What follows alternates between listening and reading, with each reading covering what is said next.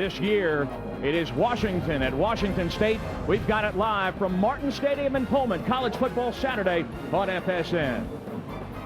And hello, Brian Davis alongside the answer to an Apple Cup trivia question. The only Apple Cup alumnus ever to go on to become an MVP in the Super Bowl. Mark Rippon did that with the Washington Redskins. But let's talk, Rip, about what playing in this game means to these guys. Well, it just shows you right here on the Washington State campus, the atmosphere, how electrifying it really is, Brian. And the one thing you look at here for these players is some of these guys, maybe the last time they put a football uniform on. For others, there'll be more Apple Cups. And even for some, there might be a gifted after. These gifted few might play Sunday afternoons in the NFL, but this is what it's all about. So many guys hurt, don't really know what to expect in this game, but there is a lot on the line for both sides. Absolutely, and if you can't relish in this as a coach, player, and a fan, I think you're in the wrong business. This is what this game's all about, and we'll see today what these two teams are about. Well, there are always certain storylines that grab your attention. How about the starting quarterback for Washington, Carl Bonnell, in place of the injured Isaiah Stanback? He started his career in crimson and gray. He was for about 2 or 3 weeks here. He had crimson and gray on his mind, but I tell you right now, his numbers aren't really great. He's struggled a little bit, but this is the biggest game he'll ever play in his life. And I look forward to him playing like all of us. This is huge, and this is an impacted game, and I look forward to him to play well. On the other side of the line of scrimmage, there is a guy who would really like to say hello, the senior defensive end, Christo Bruce. What a year he's had. Started off with just unbelievably on fire. He's got 2 of his big guys back in the middle, and I look to see a lot of one-on-one on the outside, and that's where the big M shines. Might give him a chance. He's gone 5 weeks without a sack. Might give him a chance to get after the quarterback. Washington holds a decided advantage in the series history, but today as they play for the 99th time, Washington State's got a chance to make it 3 in a row for the first time ever. Washington State feels it needs to win this game to secure a bowl berth. The Cougars fired up. Partly sunny today in the Palouse. Temperatures in the middle 40s, will be in the middle 30s by the time this is all over. Washington at 4-7 has a chance to finish within a couple of games of 500. And this is a team that was 1-9 2 years ago and 2-9 last year in the first under Tyrone Willingham. Not raining, not snowing. We know that Kara Capuano is on the sideline. Appreciates that this afternoon. Kara, good afternoon. Oh, thank heavens there's no precipitation, Brian. That is for sure. But I'll tell you what, it's cold as a dickens down here. Seeing those players run out of the tunnel reminded me of something Coach Doba said earlier in the week. He said he never feels the pressure and intensity of the rivalry until he runs out, sees the other team, and gets all fired up. What are these two teams playing for today? As you mentioned, the invitation to the postseason for Washington State. Pride for Washington, but there's also the Apple Cup Trophy. 99th meeting between these teams, 45th time that they played for that gorgeous piece of hardware. Brian, we had to show you pictures of it because Washington State is protecting it. They're guarding it in their equipment room. There's no way they're bringing that baby out until the game is over, and they hope they have a chance to keep that trophy for a 3rd straight year for the first time in program history. No chance for mischief this afternoon. Tyrone Willingham from Kinston, North Carolina, grew up in Jacksonville. Started his coaching career as a graduate assistant at his alma mater, Michigan State. Wound up coaching running backs at Stanford with the Minnesota Vikings. Became a head coach for the first time at Stanford in 1995, then to Notre Dame, and again now in his 2nd season at the University of Washington. Bill Doba succeeded Mike Price a couple of years ago, said that after the Huskies beat him in his first Apple Cup, he called it just another ball game. He said, we got beat. He said, you would not believe the mail we got. One guy said, you go to your bowl game, I hope your plane crashes. This is not, Mark Rippon, just another ball game. No, and I think Coach, once he said that, he probably wanted to stick his foot in his mouth, and he heard from a lot of people after that. But I think he sees the magnitude of this game, and he relishes. And he told me yesterday, he said he wants his kids to enjoy this experience, really get this experience, enjoy it, and have fun while they're doing it. Keys to success brought to you by Pacific Life. What do you think? Well, I think for the University of Washington, don't turn the football over. You can't give the Cougs any chance in this hostile environment. Turn the ball over will give them advantageous. Big plays on special teams. I don't think they can match up both sides of the football as well as Washington State, so they got to do it elsewhere. Special teams will be a big play. For the Cougars, the reason why they lost their last 2 football games, according to Coach Dober, is their inability to run the football. They need $150 today, Brian, in order for them to get this win here, and the pressure on the quarterback. They have to put a lot of pressure on a young quarterback who's looking to make big plays today, needs to come up big, but Cristo Bruce will be big if the Cougs can put pressure on Mr. Bonnell. Washington State started 6-3, then lost to Arizona and was blown out by Arizona State. After a 4-1 start, Washington has lost 6 consecutive, including 20-3 last week at home to Stanford. Well, they Huskies, lost their big gun, too. Well, Isaiah Stanback, his absence felt huge in the Puget Sound. Washington won the coin toss and deferred to Washington State. Michael Bronstein, the senior out of Gilbert, Arizona, the center of some controversy this week, which we will explain as we go along. And we are underway. Charles Dillon tracking into his own end zone and does not get out to the 20-yard line. Alex Brink for Washington State, number 2 in the Pac-10 in total offense. He is 2-0 against the Washington Huskies in this game. He has passed for 523 yards and 4 touchdowns. Backs and receivers for the Huskies, or rather for the Cougars. They come into this stadium. They could have come in an ambulance rather than the bus. Injuries to a receiving core has cost the Cougs 100 catches and 1,100 yards and 11 touchdowns as well. That offensive line, give them credit. They have held together 6 different combinations the first 8 weeks. They've been, though, together the last 3 weeks. Coming into this ball game, Brink under severe pressure in the end. Grayson Gunheim, the defensive end, the junior out of Sebastopol, California, with the pressure on Brink, forcing him to throw it away. The Huskies front 7 missing some key guys, but respect what Scott White says, the linebacker. You know, misery loves company, and right now in a 6-game losing streak, we want to spread that misery around to the Cougs. The defensive backs for Washington have only 3 of their 10 interceptions, and remember that Washington State likes to go vertical. Absolutely. Dwight Tardy around the corner, tracked down from the backside by Grayson Gunheim. Again, a 2-yard gain, bringing up 3rd down and long. Well, last 15 University of Washington Husky turnovers have only amounted to 16 points. That means the defense is playing very, very well for the Huskies. They need to find something on offense to get them over the hump.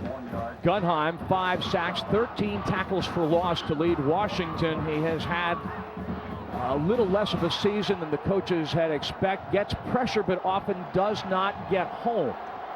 So on 3rd down, Cougars 36%, 7th in the Pac-10 on 3rd down. Pressure from either side in the middle of the field. Michael Bumpus is back, and the Cougars line up and makes a huge catch straight down Main Street. Brink to Bumpus. Well, I know a lot of people are pretty excited to see Michael Bumpus in there. He was questionable coming into this game. Only practiced, is not going to be returning any kicks of any sort, but said he would play offensively. It's nice to see him out there, and I'm sure Alex Brink surely enjoys him out there. A 14-yard play for the junior out of Culver City, California. Jed Collins, the tight end, in motion. Washington State will play double tight often today, and Tardy finds a seam. Gains 5 or give him 6. As he cuts out across the 30-yard line to the 32. Dwight Tardy, 4.5 yards a carry by average, 3 touchdowns, 1 receiving. A running game has let the Cougars down the last couple of weeks. Well, and that's the reason why you lose 2 football games. You know, one of the things, the bread and butter, is winning the line of scrimmage, rushing the football. They haven't been able to do that, and that's 2 consecutive losses to Arizona schools. 59 yards last week at Arizona State. On play action, Brink rolling to the right side and looking. The pass is knocked down. He was looking for either Collins. He also downfield had the sophomore Brandon Gibson, but so far Washington applying some pressure here off of play action. Very athletic, you know, running to the football, taking the play action fake here. Alex Brink looking downfield. Nice play by Scott White, the senior linebacker out of Lemon Grove, California. Remember, he said misery loves company. Absolutely. So on 3rd down, Washington has given it up only 32% of the time this year for a team that's lost 6 in a row. Pretty good. 4th in the Pac-10, in and out of the hands of Cody Boyd, the tight end, closely guarded by the nickelback Mesfin Forrester, who sealed an early season victory over Fresno State with a 4th quarter interception. It is 4th down, and Washington State will give it up. Well, nice play here, just man-to-man across the board, bringing some pressure up the middle, and on the outside, Alex Brink, quick 3, 4, 5 step drop, getting the ball underneath. And it looked like he was hanging on Cody Boyd a little bit there, but no call. Darrell Blunt, sophomore out of Los Angeles, transferred from Portland State. High snap, some pressure. Blunt gets it away, though. Marlon Wood appeared to signal, let it go. But it grabs it and crosses the 35-yard line. First down now for the Washington Huskies. Good pressure there by the Huskies trying to block the punt. I actually ran into the kicker, but the referee said he was blocked into him, so no call on the play. Carl Bonnell, the junior from Kent, Washington, outside Seattle, a star at Kentwood High School. What a big game for him today.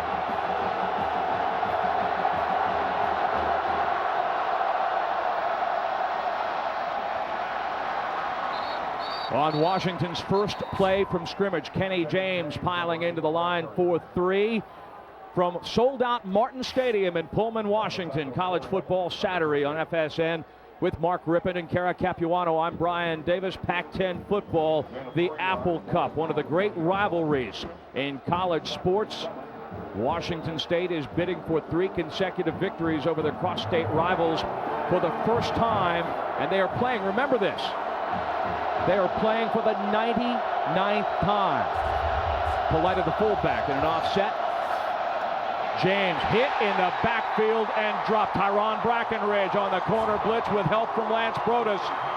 A minus play. It'll be 3rd down and long. Washington's offense, directed by Carl Bonnell, who came to Washington State as the all-time leading passer in Washington 4A. That's the big class, Washington 4A history, but he followed his heart to Washington. We continue our Kyocera starting lineups with the skilled guys. The Huskies with only 52 rushing yards in the last 2 weeks, 7 drops a week ago in that shocking loss to Stanford.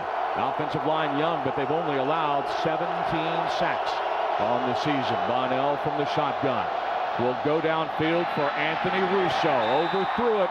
Russo in position, had the seam in double coverage, but it's incomplete. 3 and out for the Huskies. Had to throw it a little sooner than he wanted to. Pressure up the middle. And Christo Bruce, like I said, this is a big game for him. You can see he's jacked up. Puts a little bit of pressure up the middle. Has to throw a little sooner than he wants. Ball out of bounds. Sean Douglas, who set a Washington record with an 82-yard punt early in the season, averaging 43 yards a kick, but by net, Washington 34 yards a punt. That is 8th in the Pac-10. They have had coverage problems. Again, a high snap, good pressure is picked up, and Dillon tracking back as this one will roll into the end zone for a touchback. Wow, pretty impressive. So these teams, Apple Cup rivals, trying to find a rhythm early in the first quarter. Not quite 5 minutes in, scoreless at Martin Stadium. Alex Brink, the junior out of Eugene, Oregon, extending the snap count. Spreading the defense. Works as Daryl Huxana blows across the line of scrimmage, turns the corner, and has a first down. They'll give him 11 yards on the play. The motion pulled the Washington defense apart, and Huxana makes them pay. Yeah, 3 wide receivers, just a quick 3-step drop, making it look like pass. Handed underneath to Huxana. Looks a little bit like Jerome Harrison on that one. Does he look like he's got a high ankle sprain to you? Not one bit, if it is, and I'd hate to see him when he's healthy. They have a couple of significant injuries in the backfield at Washington State. Huxana with the high ankle sprain. Demondre Woolridge started like a house of fire. He's had a series of injuries, and off of play action, Brink will scramble, tripped up by Wilson Afoa, the defensive tackle, the junior out of Honolulu. Good coverage, good pressure by the Huskies, and Alex Brink did the next thing he had, put it down underneath and try to get what he can. We talk about Bonnell moving to Washington. Bill Doba says, listen now, we gave his scholarship to Alex Brink, so it has worked out well for us. Absolutely. Lost a couple on the plays. Don't know if Afoa will get credit for a quarterback sack. It would be his second, and tardy now as they go to kind of a thunder and lightning rhythm in the backfield for Washington State. Gains 3 to bring up 3rd down and 8. So 3rd and long again. Washington bringing some lumber on the contact. Little counter tray motion here. Great job filling the hole. C.J. Wallace doing a nice job at the strong safety position, filling the hole, making the tackle. Wallace, 94 tackles on the season. He leads Washington, 10 tackles for loss. Motion by the tight end Collins. Brink on a 5-step drop. Bails out to Tardy, who is wrapped up and brought down. Deshaun Goldson, the senior quarterback out of Carson, California, holds his ground and makes the play to force Washington State to punt again. Yeah, hard to pick up 3rd and 10s, Brian. You got to get a little bit more on 1st down. 2nd down, you need to get in that 3rd and 3 or 4 range in order to be successful. They're very soft on coverage and did a nice job protecting the 1st down lane, checking it off, and then tackling on the play. Huskies brought the house when Blunt kicked first time around. Boy, he gets close to the line of scrimmage, 33 yards, and this one takes a sideways bounce. And Washington again will start this drive with decent field position. Fading daylight, a beautiful fall afternoon in the Palouse. Washington and Washington State scoreless. Washington football from its own 36-yard line after a 28-yard punt by Darrell Blunt. What do you remember about playing in the Apple Cup? Well, 5 times I was there, and 3 out of the 5 we came up on top. So 3 very fun Saturday afternoons, Saturday evenings after a win against the Huskies. 99 meetings, but this series dates better than 100 years. Bonnell victimized last week by 7 drops, this time right into the breadbasket of the junior receiver Cody Ellis. Named this week for the 3rd time to the Pac-10 All-Academic team. Ellis with 15 catches, give him 16 now. That's 3rd on the team. That's a light number for a guy who's 3rd on the stats chart. Well, I think, Tim Lopano, the offensive coordinator for the Huskies, one of the things he has to do is get Carl Bonnell into the flow of the game. Throw some of those short routes, take some of the pressure off him, make some completions, get the running game going, and get him settled early. Give him some confidence. Now Sonny Shackelford slot to the left side, and they call the number of the running back, Kenny James, blasting across the 45-yard line to the 47. 1st down for James, the senior out of Dos Palos, California. James last week seemed to lack some explosion getting across the line of scrimmage, was ankle tackled a couple of times, and Washington, as a result, only managed 39 rushing yards. From what I read from the paper, I think the whole team lacked some explosion last week against the Cardinals. One of those letdown games, and after you've been in a long losing streak, sometimes that can happen. But Bonnell has a 1st down to work with. Johnny Curtin in motion. Bonnell stumbles, but he gets good protection down the field. The pass is in and out of the hands of Anthony Russo. He was drilled after he caught the pass by Hussein Abdullah, the junior out of Pomona, California. But what's the old rule? If you touch it, you should catch it. Yeah, but he threw it late. As you throw it late, Russo's already 2 or 3 steps back on his return, and the ball is high, and you throw that thing early, and I tell you, you got an easy completion there. Rob Hageby, the longtime defensive coordinator here. If you're achy and you know that Bonnell is playing with a quadriceps injury that limits his mobility, you bring the house a little bit, a lot of pressure. Absolutely. James, if he can get out of Dodge a little bit, can loosen things up for Bonnell, and he's out to the 50-yard line, be 2nd down and 7. If you can't run the football, Brian, they are going to be able to pin their ears back and come after Mr. Bonnell, and that could be a long day for the Huskies. James had 84 yards at USC. That was a 6-point loss. He had 83 at Oregon State, or against Oregon State, and then he was injured in the Cal game, missed 2 games, so he's been a little slow to come back. Washington facing 3rd and long. Well, 4 of their 7 losses have been on the road against Oklahoma, SC, Cal, and Oregon. Tough places to win anyway. 6 points to SC. Overtime to Cal. Brodus gets his hands up, and Matt Eichelberger nearly has the interception. Rapati. Check that. Rapati Patoa had it in and out of his hands. He's one of the injured Cougars players back in the lineup today. Brodus tipped it. Patoa nearly paid it off with a pick. Yeah, it's just good pressure on the outside. Actually, Carl Bonnell just needed to step up in the pocket instead of come outside. He actually got himself in more trouble by trying to break the pocket. They have to give him an extra size on that helmet to accommodate all that hair. Not that I'm jealous or anything. No, yeah, exactly. He could give us both a little bit.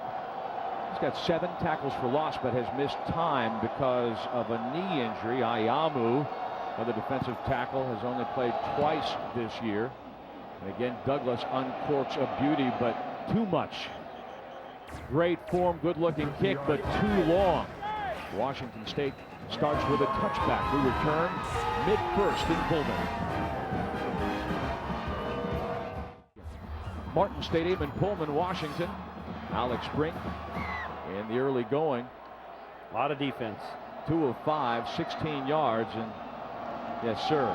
Butsana forced to slow down by Donnie Matiaki and then finished off by Daniel Teonesheim, a redshirt freshman out of Waikoloa, Hawaii, a guy who has earned high marks all season long for his effort and at times, big times, his performance. Yeah, just a little stunt, line stunt by the Huskies enabled him to get outside and string the play along and make the play, and that's something the Cougars want to get Butsana outside with, but on that particular play, the Huskies stunted into it. Lost 5 on the play, pressure again, a screen though set up well. Tardy blown up by Deshaun Goldson, stepped past Scott White, and then Goldson coming straight downhill to stop Tardy shy of the 30-yard line, though a 14-yard play brings up 3rd and short. Well, when you got a team that's playing a lot of adrenaline, a lot of excitement, enthusiasm, screen plays are usually one of the things. Coach Levinsell, I think, felt that a little bit. Brinks had a little bit too much pressure the first 2 series. Throw a little screen play, take a little pressure off. Those guys pinning their ears back, coming after him. Running the football, Tardy has had the Cougars' best 2 days. 145 yards at Oregon, 97 against Stanford. Washington stacking the line of scrimmage, and he does not get it, and a penalty flag thrown in the middle of all that to boot. That's got to be holding. It's not offside, maybe a face mask. It is a face mask against Washington. David Kutane is the referee this afternoon. Kataya is the referee. Pac-10 veteran.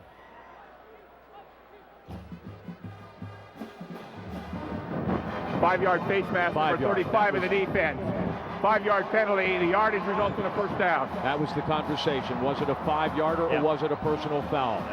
C.J. Wallace.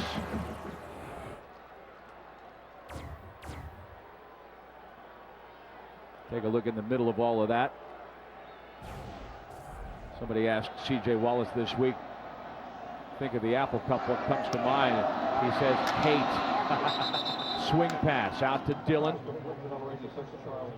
Charles Dillon, only his 9th catch of the season, but again, no Jason Hill, no Chris Jordan, 2 senior receivers. Bumpus just back, had a big catch earlier. He leaves the field here on 2nd down and 7 yards to go. So they have started to go a little bit more to Dillon and also to Brandon Gibson. Well, these guys will be playing in years to come. They got to make plays here. What a better setting to make a big play and become a hero in a big game like this. Tardy slowed up by Wallace and then finished off by a couple of his Washington teammates. Tardy, a redshirt freshman out of Santa Fe Springs, California. First down marker brought to you by Overstock.com, where you'll find thousands of name brand products at savings of up to 70% every day of the week. Overstock.com. Another big 3rd down for Washington State. Again in manageable territory. 3rd down and short. Brink is 4 of 7, 33 yards. And he'll throw again. Looking for Gibson. Caught in Washington territory. Drilled by Goldson and Jason Wells. But the biggest play from scrimmage of the afternoon gives Washington State a first down at the Washington 37-yard line, 21 yards. Again, nice job by Alex looking the safety off and throwing the seams there. And that just comes down to Brian. 3rd down and 3 to 4 or 5 range. They can't sit in that soft cover 4, quarters. They play a cover 3 look. Seams start opening up. Nice throw there by Alex Brink. Good catch by Brandon Gibson. Last 3 games, Gibson, 18 catches, 263 yards, had all 3 of his touchdowns in that stretch. The ball is out. Washington says it has possession, and it is Huskies football. Scott White showing some of that senior leadership. Cougars turn it over, and the drive dies right there. Well, I noticed on the first third down, I mean, it's just the center's just trying to make a reach block and getting out there, and sometimes when you do that, you shorten your arms up and you short snap it, and Alex Brink, especially when he's trying to get the ball outside, has to stay with the center a little bit more, and in doing so, he didn't, and the ball separated and the ball came loose. Cougars on the pass to the tight end. Even more regretting the fumble as Michael Gottlieb, the sophomore out of Mercer Island, just outside on an island literally in Lake Washington across the I-90 bridge from Seattle, with his biggest play, I believe, of the year, because he'd only caught a couple of passes coming into the ball game. He was hurt the first week of the season. That's what play action does. It brings those linebackers in there and get the ball over the top versus that cover two the Cougs are in, and get it in up and down to the tight end before the safeties get over. 27 yards, and James stopped near the line of scrimmage and held to no gain. Rodas got good push. Greg Trent, the linebacker, was also pretty much first to the point of attack. Sophomore out of Keller, Texas, just outside of Fort Worth. Well, they just didn't block M. Christo Bruce, and that gave James nowhere to go except back to the inside. Nice job by M. Christo keeping the play contained, keeping them inside. Nice job rallying football by the Cougs. This is a trend for Washington. James has carried the ball 5 times for 7 yards here in the first quarter. I think they only had 50, 60 yards against the Cardinal last week. 5 receivers now for the Huskies. Shackelford sneaks up next to the left tackle, Ben Osai. Pressure from the edge from Broadus. The pass intercepted and dropped by Eric Frampton. He was going, Bonnell was, for Cody Ellis. Frampton had the sure pick, and you know Akey has got to be up and down and a little hotter than that ski parka. Well, they had basically man-to-man on the outside, cover 0, which means no safety in the middle, man-to-man everywhere. Carl Bonnell just has to put that ball out there. There is no safety to come underneath. Unless you throw it short, then you can come underneath it like Frampton did. But they had no one deep, man-to-man on everybody. Carl Bonnell just got to make that ball, throw that ball further downfield. Injuries on the defensive line have forced the Cougars to go to a 34 front. That's what they're in right now, and they're sprinting out. Bonnell moving the pocket. A bullet to Marcel Reese, the junior college transfer, sparingly used, but a big play there inside the 25-yard line. 12-yard play, first down Washington. The Huskies are knocking on the door of the red zone. Well, I think so. After a big play to the tight end, the Cougars came back with a blitz, almost an interception. Cougars a little softer coverage here. Nice call by Tim Lapano, get his quarterback outside the pocket, away from any pressure. Good throw and a good catch. Bonnell 3 of 7, 45 yards, most of that on this drive here.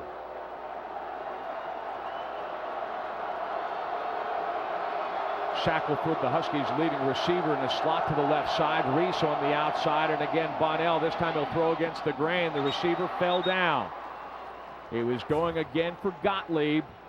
It'll be second down and 10. Yeah, just a little try to misdirection throwback here. Sprinting out to the strong side, throwing back to his tight end, coming back to the weak side. Now you see Gottlieb slip as he did. This is a new surface this year, with all that ground up rubber, very slippery until they get some weather, some rain, and out here some snow to settle that down. But they have not had much weather in 2006, so it's still at times like a skating rink out there, and coaches are worried especially about when it gets cold and the dew's going to sit on there, and it's going to be like a skating rink here later on in this football game.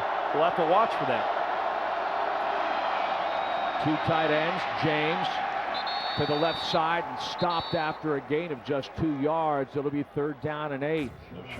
Scott Davis, the strong side linebacker, playing with a broken wrist in this game. Senior out of the Tri-Cities area, Kennewick, Washington, along the Columbia River. He would not miss this game for the world. That reminds me a little bit of Will Durting, you know, when he had played with a cast on. This football game is for sure, specifically this one, there ain't no way he's going to miss this one. Look at the weather statistics, but again, the operative point is that there is no precipitation. We have seen rain, we have seen snow. We have seen Bonnell misfire again, but a penalty marker down, and the play clock may have expired. Yeah, they're going to get another chance at this.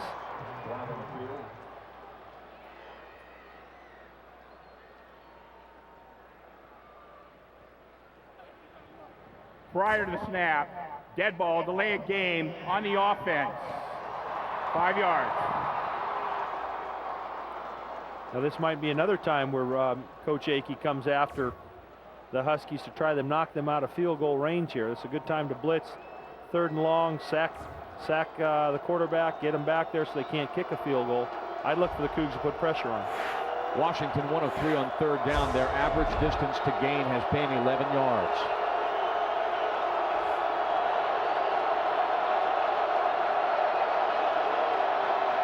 Short drop, pressure both sides, and down goes Carl Bonnell. And Christo Bruce, the senior from Renton, Washington, with his first sack in 6 weeks, playing with a bum knee. That gives him 11 on the season. Well, just too long, Brian, for this play to develop. Receivers getting downfield 15 to 20 yards, and as you drop back and wait for a receiver to come open, it doesn't happen with them Christo Bruce out there. That puts an exclamation mark. We thought on the end of the first quarter, but Michael Bronstein is going to kick a 50-yarder here. Now the officiating crew realizes that time has expired. Cougar coaching staff knew it was expired. Bronstein has kicked 8 in a row. This will be one of his longest attempts of the year. And Christo Bruce making good after the Cougars turned the ball over, and defense has been a big part of the story early on. Scoreless first quarter in the Apple Cup. Start of the second quarter, Brian Davis, Mark Rippon, Kara Capuano with more on M. Christo Bruce. Well, guys, he is a semifinalist for the 3rd annual Ronnie Lott Trophy. That's awarded to college football's Defensive Impact Player of the Year. If there's one game in his entire college career in which Bruce wants to make an impact, it's this one. His final home game, final Apple Cup. This is a kid from the west side of the Cascades who had to come out here to Washington State, the only Pac-10 school to recruit him, and he has really made a name for himself. And he said, even bigger than a bowl game, this is his college game. This is the culmination for him, Brian. Grew up in a home with about 11 or 12 people in a house with 1 bathroom. Modest circumstances indeed for Bruce, who is as charismatic and as engaging as you're going to see. And Washington now to pooch the ball, or exactly what are they going to do? Sean Douglas is trying to get him to jump off sides, and they'll take the delay of game and give him a little bit of room to operate. And that's exactly what the situation is, as the Huskies try to confuse Washington State. Now Douglas leaves the field to talk to his Delay game, offense. 5 yards, 4th down. Talk to his coaches, and now we assume that he will get into punt formation. Again, he has blasted a couple. Now kicking into the wind, which is why they take the ball off of Bronstein's foot out of placement. Douglas has knocked a couple stiff. 60 yards his last time, but Cougs refused a penalty, which Mr. Douglas will probably won't appreciate. He'll take away from his net. In which case, don't you just aim for the sideline? Dang, coffin corner. That's going to turn out just fine. It was blocked. For the Huskies. Got tipped. Brodus was in. Didn't put a lot on it inside the 5. Long drive coming for Washington State.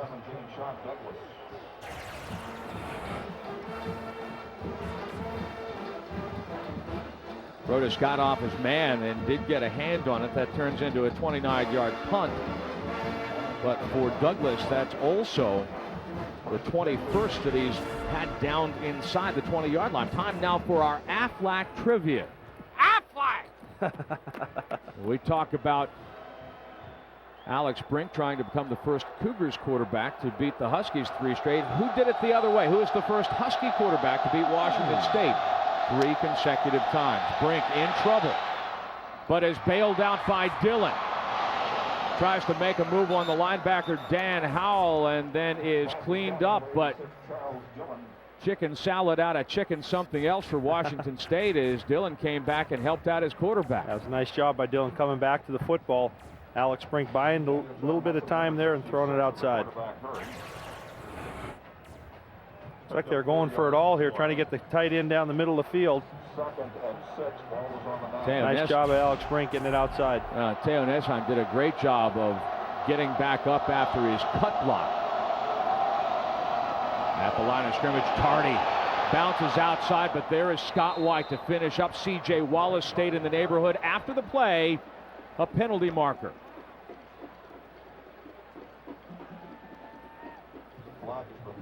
I'm impressed by the Huskies' speed on defense, Brian. I mean, looks like there's plays where Tardy. After the play was over, dead ball, personal foul defense, number 66, 15-yard penalty in the run, automatic first down. Teo Nesheim, a redshirt freshman, a very emotional player, has really made a difference in the Huskies' front seven this year, although the results wouldn't necessarily speak to that. But critical mistake that gives the Cougars much better field position. Job Tardy looks like he's got a lot of room, a lot of places to go, and he just comes in a little bit late here. What he did was he barreled over Brandon Gibson. Yeah, well, I don't know about barreling. You know what? And that's the thing. That was a close one. That's like a kid hustling and bumps a kid about half his size. Tardy puts on a couple of moves, runs through a couple of tackles, and is out to the 35-yard line. A 7-yard play. Again, that's a key. Washington State's ability to run the football will give them an opportunity to make some big plays later on. Tardy has 6 carries, 24 yards. Washington State, in 24 out of 25 games, dating back a while, of course, has put together 80-plus yard. That's impressive. This would be 95, and that's one thing. It'll wear the other guy down, and Washington very thin defensively, especially in the secondary. That's where it wears on in. Right now, they look healthy and fine, but you do that 2 or 3 drives a game. By the fourth quarter, play action, Bumpus very close to the first down. Dillon out blocking for him, and again the Huskies flying to the football. Deshaun Goldson finishes the play, and it'll be 3rd down. Michael goes to the sideline. Looks like his high ankle sprain re-injured himself again there as he sits on the sidelines, and I don't know if it's the same injury he had prior to this, Brian, but that's a big loss for the Cougs. Bumpus out of the Washington State lineup hurts the Cougars a couple of different ways. He is a terrific punt returner as well. Yeah, and I think Coach was just going to use him today specifically 3rd down and as a 3rd receiver, and wasn't going to use him as a off the spot of the football. They do give the Cougars a 1st down. It looks like it happened on his cut there, where when he make that last little cut inside, he turned on his left ankle and he's walking around here trying to looks like he's trying to get it back and see if he can make a play here later on, but he's a little bit dinged right now. 6 first downs this afternoon for Washington State against 3 for Washington. Brink, a little misdirection. Gunheim chasing, and Brink throwing it away. Jordan Reffett out of Moses Lake, the defensive tackle, had pressure from the backside. Gunheim got off his man and forced Brink to throw this one to the sidelines. A little misdirection, getting Alex Brink out of the pocket to his left side, and I'm very impressed with the Huskies' defensive speed right now, Brian. I hadn't seen them play much this year, and right now, with the way their offense is going, I could see why they've been in a lot of football games. They got very good defensive speed and some young kids that can play. The question, though, of course, is can they sustain it? That is the question. Tardy off the pitch, barrels across the 40-yard line.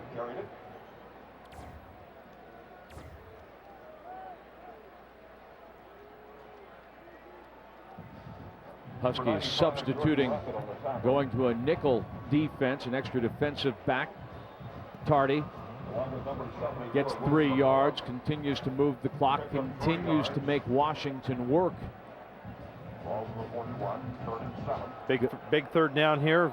One for the Husky defense and one for the Cougar offense to keep this drive going. They started back at their 5-yard line. Make it 6 defensive backs. Dime White is showing blitz as Washington lines up with a 3-man front. Here comes E.J. Savannah. They throw to the other side. Bumpus has it across the 50-yard line for another first down.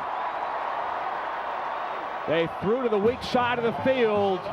Bumpus pays it off with his 3rd catch of the afternoon. A valiant effort. 3 balls now for him, 26 yards. Yeah, I tell you what, Michael Bumpus come out of the game with a little limp there and 3rd down a while ago. Came back, made a big play here. The Huskies came with corner blitz off the weak side, but couldn't get to Alex Brinks. Good execution there by the Cougars, making a quick decision, a quick throw, picking up the first down.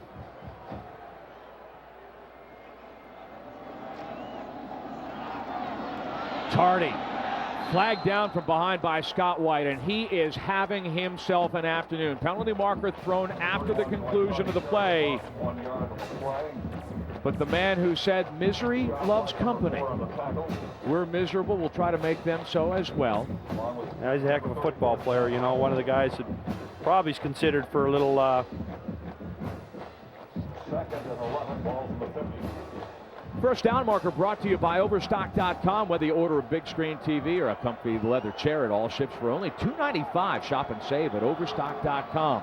They waved off the penalty. Swing pass is dropped by Gibson.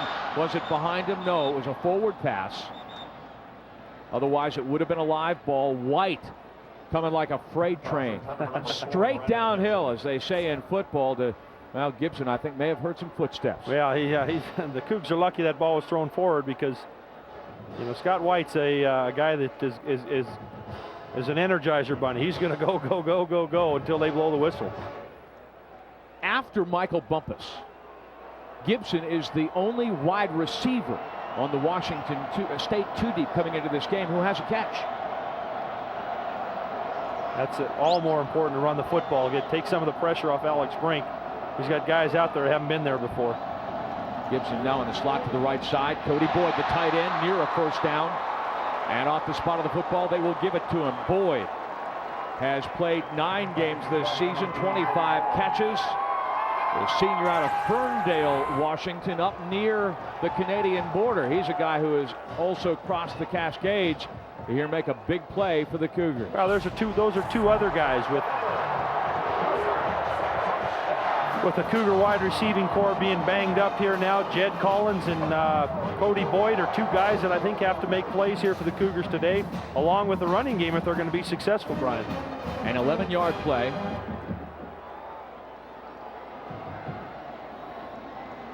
Washington overloaded, Washington State overloaded with tight ends to the left side. Brink looking for Dillon, and Deshaun Goldson has it and can't hang on as he falls at the goal line. Goldson with a chance for the pick as he rose up over Dillon, but all of that, a lot of noise for an incomplete pass. Yeah, basically a play action double post by the Cougar receivers here, and ball just sailed a little bit on Alex Brink. Brandon Gibson coming down the field here, taking one of the safeties out of there. Backside receiver running the other post. Great coverage, great hustle by the Huskies, almost making the interception. Ball a little high. For Goldson, his 10th pass breakup of the year. It's a guy who started out very limited in 2006 because of a high ankle sprain. It took him about 3 weeks to get right. More play action. Brink throws to the right side. Dillon leaps to make the catch. Runs past Goldson down the sideline. Clobbered by Mesfin Forrester, but he reaches the line to gain, and the Cougars with another first down. Dillon, 3 catches, 17 yards. Well, this is big. You know, I mean, the Huskies do a nice job in their zone coverage. You want the Cougars to throw underneath and come up and make the tackle. And the one thing the Cougars have to do in a situation like that are yards after catch. Catching the football, turning, and getting a first down, just what Dillon did right there. Let's remind everybody, going back to that whole concept of Washington State's long drives, this one started at the 5-yard line. Absolutely, and that defense has been out there for a long period of time right now. And they'll blow it down. Washington takes timeout. Needs to figure out this personnel grouping the Cougars put onto the field. 5 minutes and change into the second quarter. Cougars seem to be gaining steam in a scoreless football game, the Apple Cup. First down, Cougars, who have held the ball for 5 minutes and 3 seconds, 12 plays, 67 yards. Tardy is hammered at the point of attack by Wilson Ofoa. Jason Hill, one of the best receivers in the history of the Cougars program, sidelined by a high ankle sprain. You don't think he wants to play in this one? Oh, well, and what they had to do everything they could to keep him out of this football game. What Bill Doba said about this senior from San Francisco, remember, he came back last year because he promised his mom he'd get his degree and also to improve his draft stock, but injuries have hurt him. Brink now looking for Gibson, locked up with Goldson down into the corner of the end zone. That's going to go as an incomplete pass. And Goldson, the students are congregated that corner of the field, and Goldson has a little something for them as well. Take a look at how that one went down. Yeah, it looks like a little incidental contact right about here, but that's 15 yards down the field. There's no doubt about that. That's not a call where, because it's not catchable, incidental contact 5 yards down the field should be called without doubt there. That's the chuck line, is 5 yards, and catchable or not is a consideration in the NFL, but not in the college game. So third down and 10. They roll the pocket for Brink. He sets up and looking for Gibson. Has it at the 15-yard line. C.J. Wallace is injured at the conclusion of that play at the 10-yard line for Washington. A 15-yard catch. Wallace went down hard after Gibson made the catch underneath Deshaun Goldson. That's nice. They used Dillon to clear the outside. Basically just a straight go route with a corner route in the inside slot receiver. Man-to-man coverage there. Nice job, Alex Brink, getting outside the pocket, moving the pocket, making a good throw and a good catch. Wallace, the senior out of Sacramento, California, leads Washington with 94 tackles, 10 for loss. This would be a serious blow to the Huskies defense. Not like they've had enough injuries as it is this year. To lose one of their key defensive defenders, unbelievable. You've lost Isaiah Standback. Carl Bonnell is playing hurt. His backup, Johnny DeRocher, has a concussion, not able to go. If Bonnell got hurt, they'd go with the scout team quarterback, Felix Sweetman. And they just got tangled up. There is a replay. Officials here in the press box have asked to look at it so we can determine whether it was catch or no catch, but Wallace got tangled up with his own guy, Goldson. Yeah, got whiplash, it looked like, with Goldson right there. Just simple man-to-man coverage. Nice little, looked like you're going to the post, push off a little bit there. No call. Gibson comes up. Basically, Goldson leg whipped his good friend and his own teammate. Wallace gingerly now off the field. This is the first possession for either team in the red zone today. The tail of the ball on the left hash just inside the 15-yard line. Chris Hemphill, who's had a couple of big weeks, replaces Wallace at safety, and Brink will take time. Brink is 11 of 18, 108 yards, so he continues to perform well in the Apple Cup. What he's looking for right now is a finish in a scoreless tie.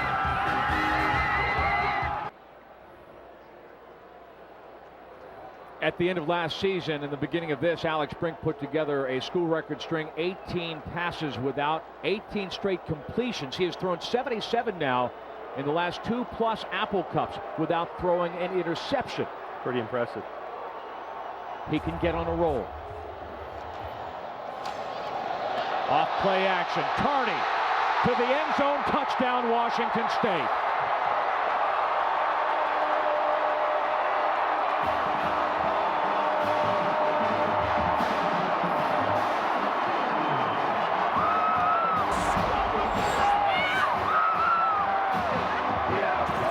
Dwight Tardy's 4th rushing touchdown of the year.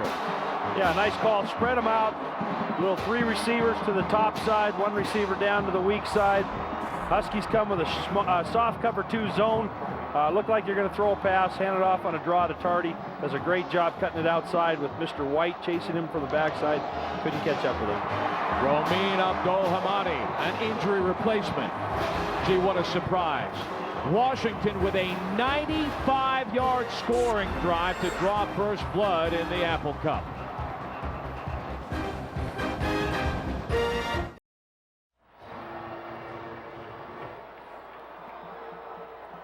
Dwight Tardy in his spare time, a dirt biker, kicking up some ground rubber on the surface here at Martin Stadium in Pullman. Yeah, kind of ran away from Mr. White there.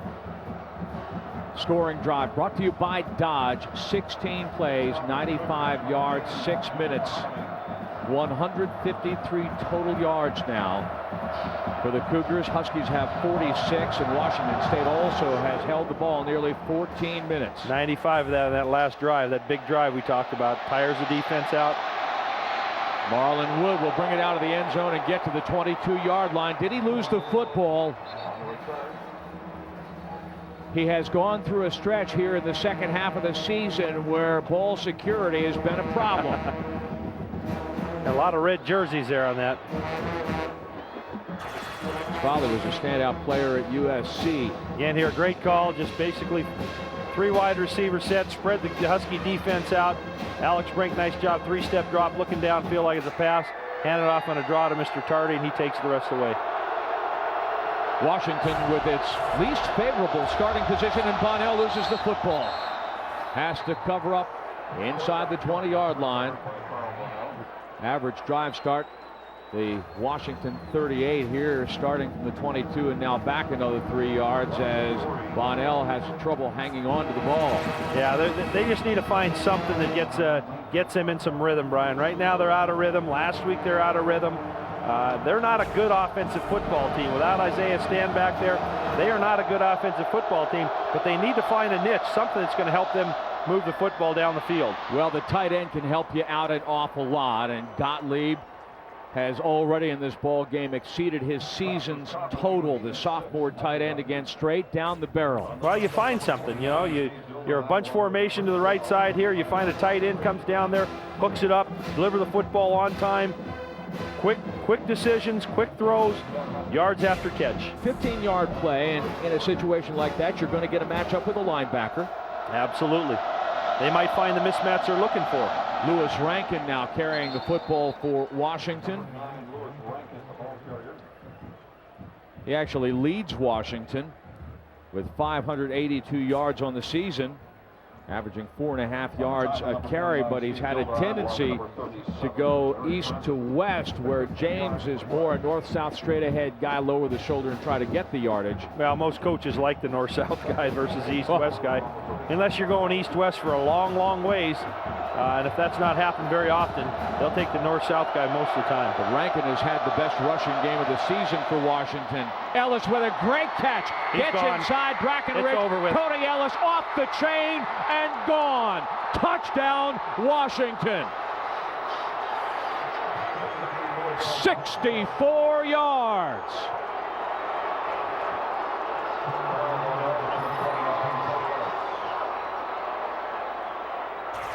That was just one heck of a catch right here. Ball's thrown behind him, yard or so behind him. He makes a heck of a catch, and then the rest is over with. Mr. Breckenridge is too far behind to make up room there. Bonnell had trouble hanging on to the football as he rolled out to pass, and then Ellis out of Puyallup, Washington, had to go almost to his shoelaces to pick this up.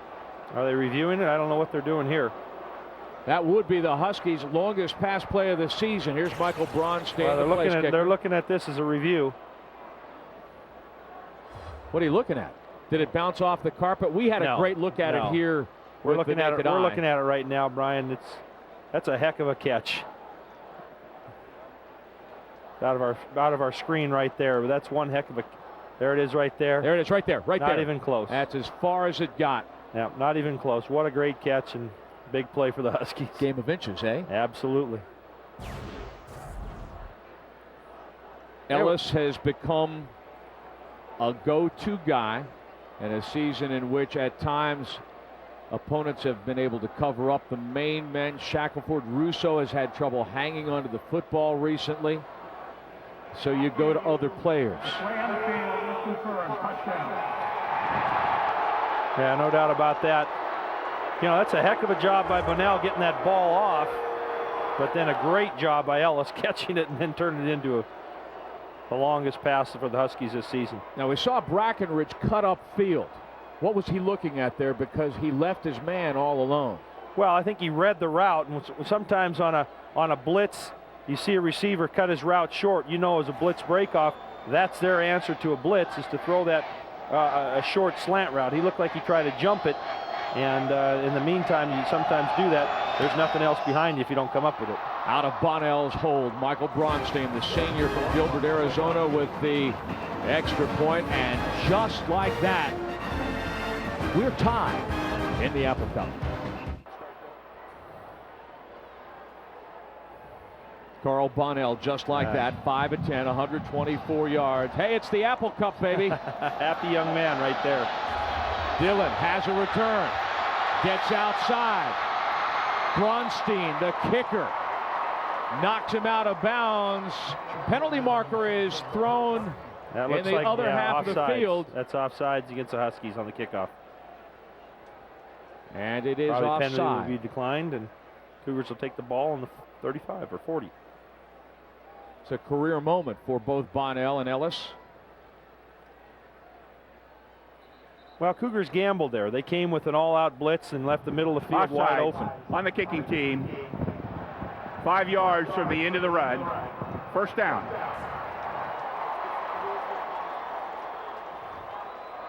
Good return by Dillon.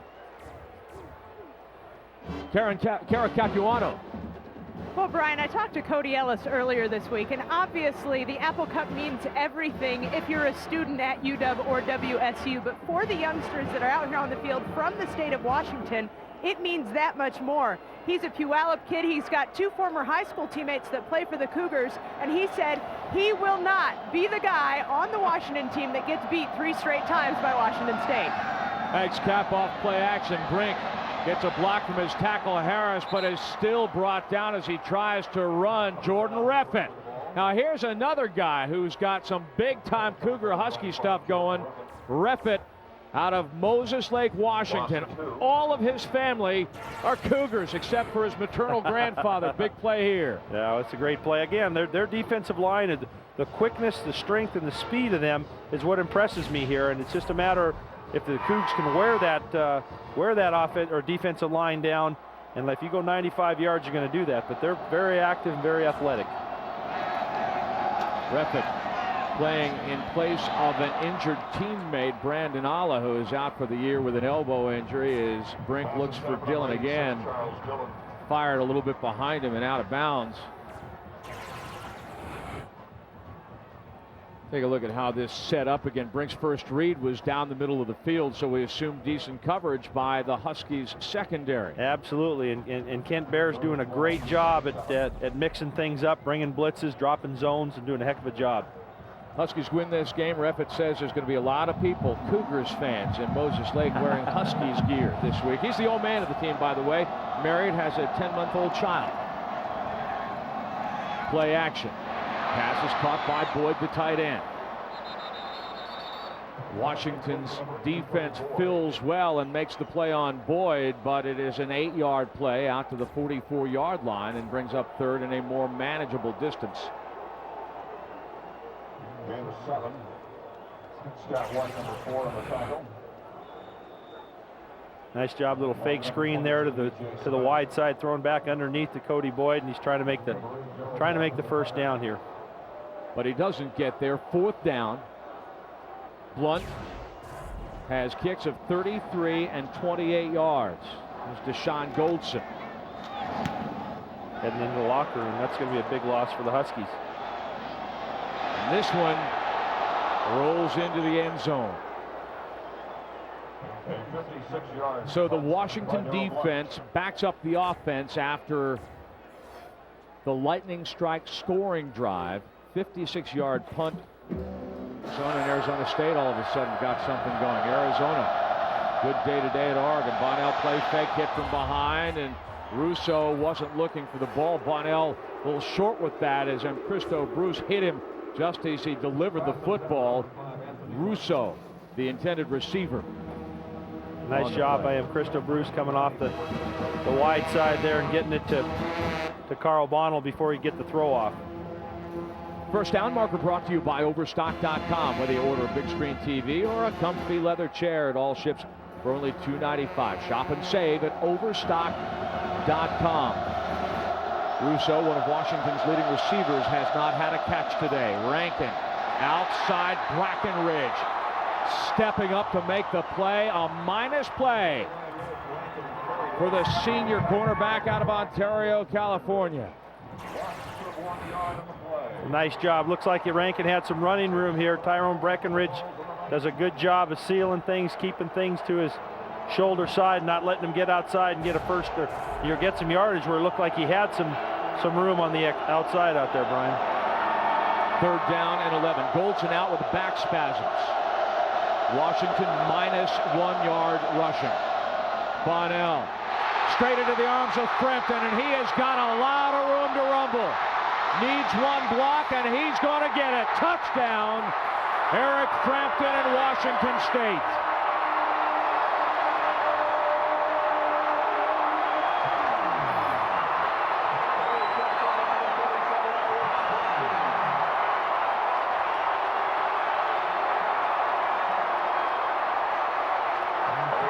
Frampton with the payoff, his 5th interception of the season. That's a horrible call and a horrible throw. Tim Lopano and the offensive coordinator for the University of Washington Huskies, 3rd and long.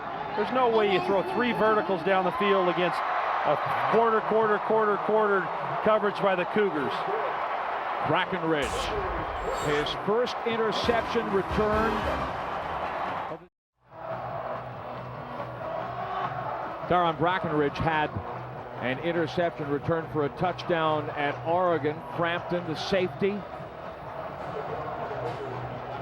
gets another one for the Cougars secondary. 43-yard return. Bonnell's 10th interception of the season against only 5 touchdowns. Through 5. Yeah, I'm appalled by the call for one. Obviously, as a quarterback, you have the ball and you have to make a decision there. So, but I'm just appalled by the call by the Husky coaching staff on that play.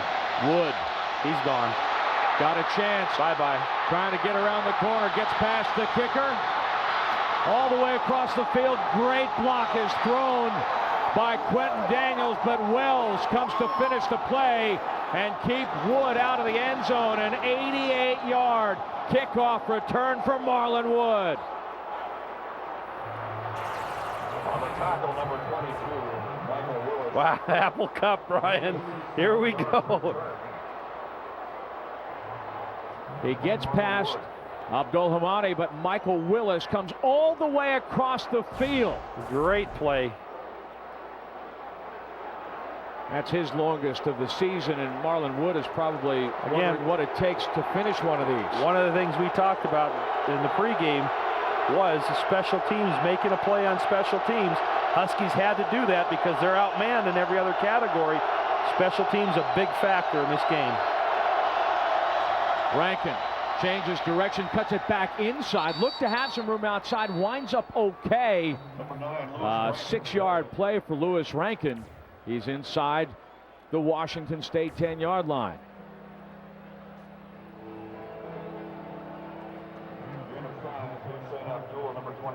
Marlon Wood had a 92-yard kickoff return against USC last year. Broke his leg on the play. He looks like he's healthy here, so well, not good for Coug fans. Talked about ball security. He certainly displayed it here.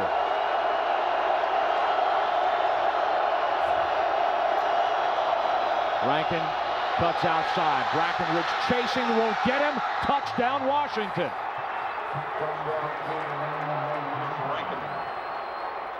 There ain't no difference on the play earlier where Brackenridge made it for a 2-yard tackle there, Brian. This time he takes a horrible angle, gets beat to the outside. All it is onside, cut back to the weak side, bounce it outside. Tyrone Breckenridge took a horrible angle here, Terrible angle. Look at that. Breaks it outside. Touchdown Cougars, or touchdown Huskies. Rankin with his 3rd touchdown of the season. Nice run there by Rankin. Still only 12 yards rushing for the Huskies. Bronstein with the extra point, and it's good. This is Rankin's 1st touchdown since the season opener against San Jose State. That's a good job just by him seeing that the onside hole wasn't there. Cut it to the backside. Good job. Awesome job by bouncing it to the backside and making Breckenridge miss. There are times when it is okay to apply the brakes. Yes. But you also have to have good vision. Our Dodge scoring drive, 2 plays, 13 yards after the 88-yard kickoff return by Marlon Wood. Well, I like how they didn't give up. They're not giving up on the run. They made a big play in the passing game. They need to continue that. They also have to make some plays in the running game, which they did right there. Now remember, Deshaun Goldson is in the Washington locker room with back spasms as we look at Rankin. C.J. Wallace also left with an injury, although he's back on the sideline with his helmet on. So when the Cougars take over on offense, the Huskies on defense, well, we'll see about the senior safety Wallace, but we know that Goldson will not be there. Here you see on your left Tim Lopano, Washington's offensive coordinator. To his right, Kent Baer, the Huskies defensive coordinator. Bronstein chops this one, and it'll be taken by Jed Collins, who is slowed up and then dropped. But a poor kickoff by Bronstein. Michael Lees, Billy Ray Smith, DeMarco Farr, who has a rooting interest in this game, I think. Absolutely. I played DeMarco in St. Louis, and he was a great Husky and a great football player. Had unbelievable quickness for a defensive tackle. Tardy does a nice job of bouncing to the outside and gaining positive yardage. And yeah, well, there's the answer about C.J. Wallace. He makes another play. Caesar. Cougs going a little bit of a hurry-up offense here with 1:43 left. Reffitt also had a piece. Brink looking to the outside. Tardy can't hang on to it. Popped after the play by E.J. Savannah, a nickelback who was on a high school team that didn't lose a game in 4 years, won 4 straight state championships. Well, right into his numbers. Yeah, you got to make that play. Simple 3-step drop. Or 5-step drop. Going to swing it out, look downfield. Nothing's there. Swing it out to your back.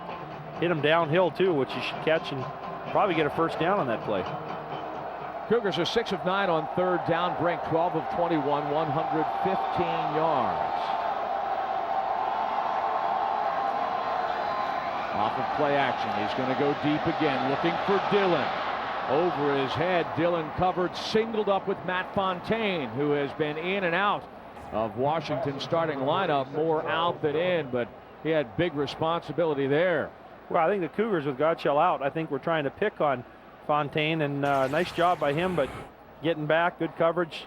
Alex threw it where either we're going to catch it or no one's going to catch it, and you got to give the Huskies credit. Good coverage there.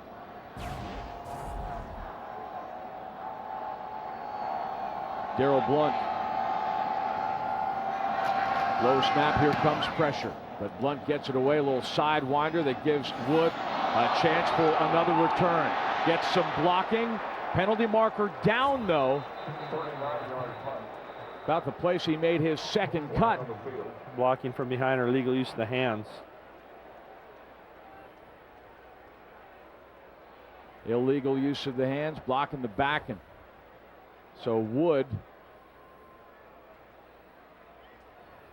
has some of his effort negated.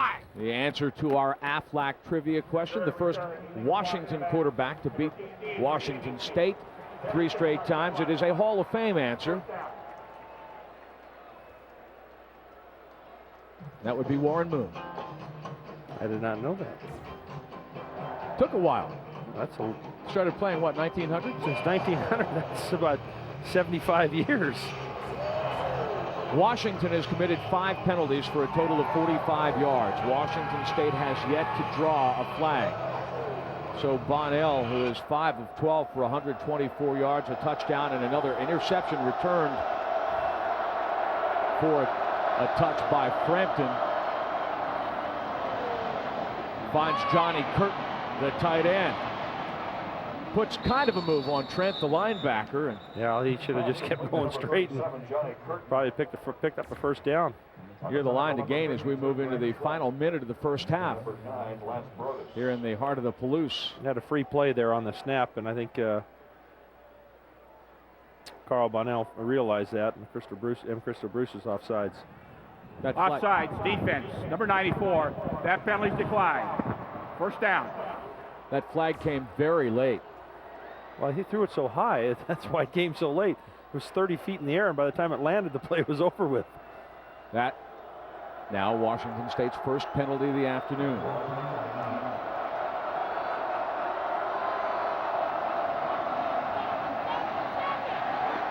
Nothing doing.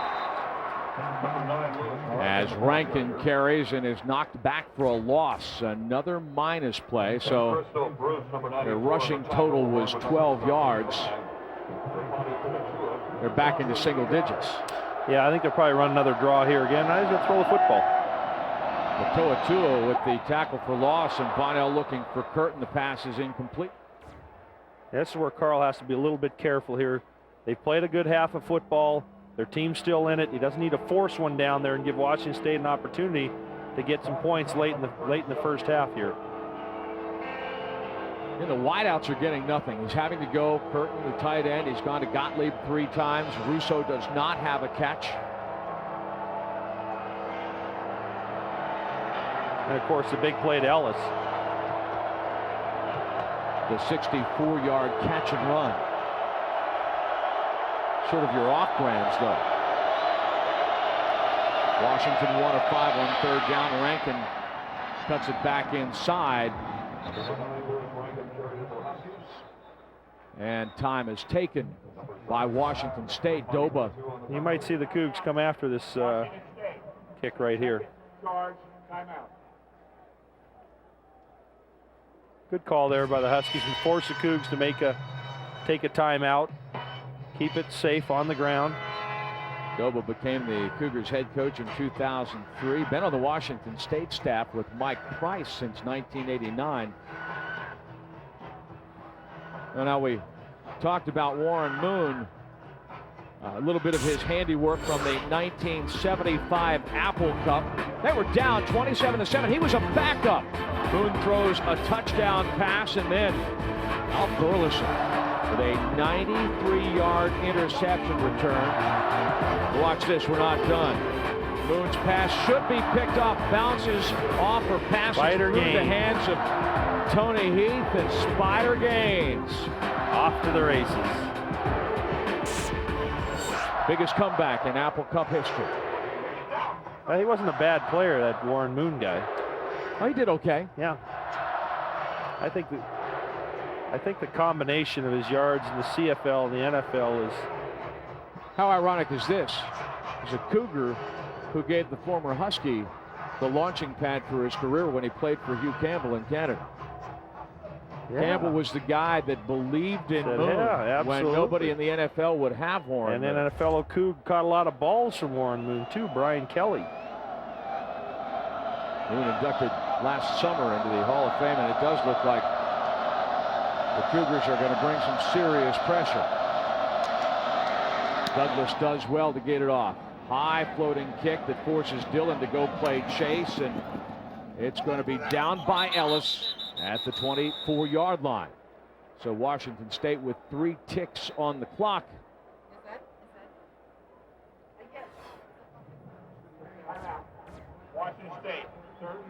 Washington State takes timeout. Well, I'd be surprised here if the Cougs throw, Brian. I think what they'll do is give an impression they're going to spread the field and try to make something downfield and run a draw play to Mr. Tardy. I think is probably the best thing for them. Take it in at halftime, regroup, and go from there. Well, we go back to your point early. Big plays. We take a look at Mike Levenseller, Washington State's offensive coordinator, former Coug himself. Looks like a doctor with those glasses on, you know, Mr.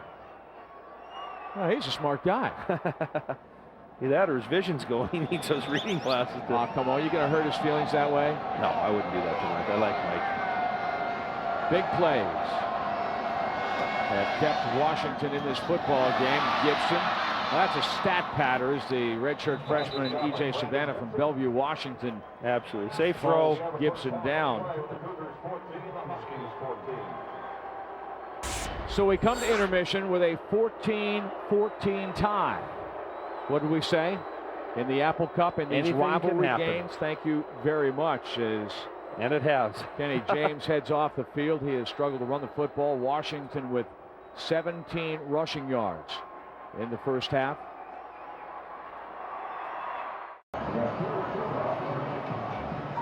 There's a rule of thumb in coaching that if you score a defensive touchdown, chances are you're going to win the football game.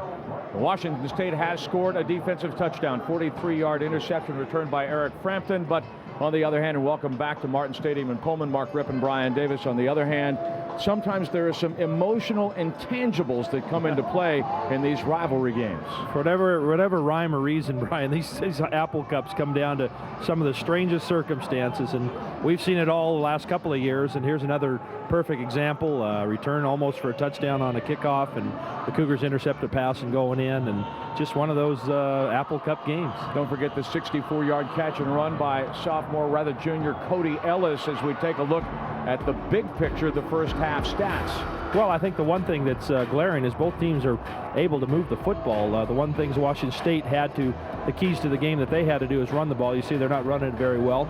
They're making some big plays in the passing game. Of course, the interception for a touchdown that led to a touchdown for the Cougars. The Huskies, one of the keys to their winning was returning, making a big play on special teams where they did with Mr. Wood going 88 yards and setting up one of the scores for the Huskies. Cougars pooch it, and it's mishandled by Curtin, and then he has trouble figuring out with Marlon Wood how they're going to take care of the second half kickoff. More from the sideline, and Kara Capuano.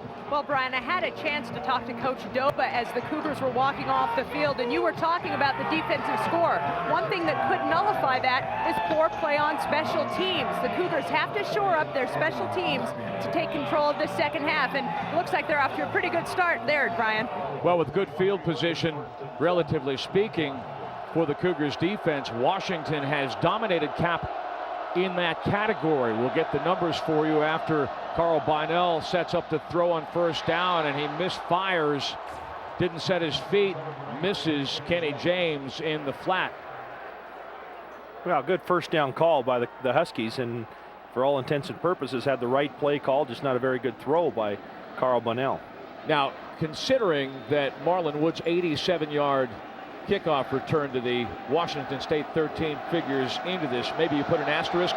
Average drive start, Washington its own 40-yard line, Cougars their own 22. Absolutely. Special teams a big part of this. The kicking game, the punting to Mr. Douglas, Sean Douglas doing a great job pinning the Cougars back. If you can't run up the gut, maybe you try to run it outside. You spread them, and the pitch to Kenny James. Washington does not run the toss sweep to the halfback very often. James, though, brings up 3rd down and 2. Well, I think the Cougars probably know that they don't run outside with Kenny James very well, and that was a good call on a good second down call by the Huskies and give them an opportunity 3rd and short to pick up a first down and keep this drive moving. Washington 106 on 3rd down in the first half. Bonnell 5-step drop. Bruce with the pressure. Marcel Reese turns the corner, and he's got a chance to go. He's gone. Touchdown, Washington. A 64-yard catch and run, an 87-yard kickoff return, and now a 69-yard score. Bonnell to Reese. Yeah, what a great call. You know, 3rd and short, you're probably going to get man-to-man coverage. They ran Ellis and Reese underneath. Great job biding time there by Carl Bonnell, waiting to Reese clear to the far side of the field, throwing it, catch and run. Yards after catch, we talk about it a lot. Caught the Cougars in a man-to-man coverage, got picked. Defender got picked, and he went the distance. Marcel Reese has kind of been the forgotten man, but oh my goodness, his first major college touchdown gives the Huskies the lead.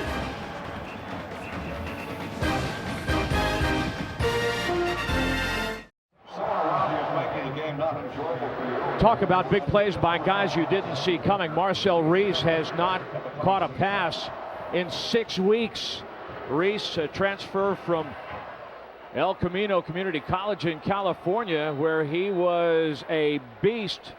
6'3", 240 yards. Your scoring drive brought to you by Dodge. This is the Apple Cup. Trendon Harvey last year. Precisely. Marcel Reese this year. You go figure. Shackelford and Russo have been non-factors in Washington's passing game.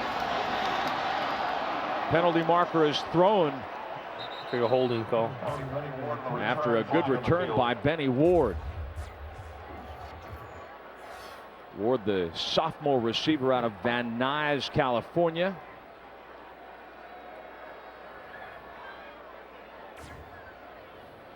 Making the Cougars' field position even less favorable.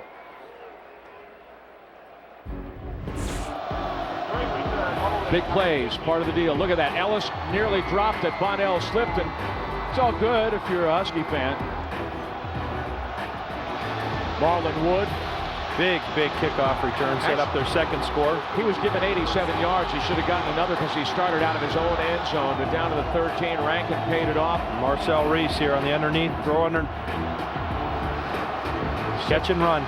69 yards. 2 receptions, Brian, by the Huskies by wide receivers, both going the distance. And the phrase is yak.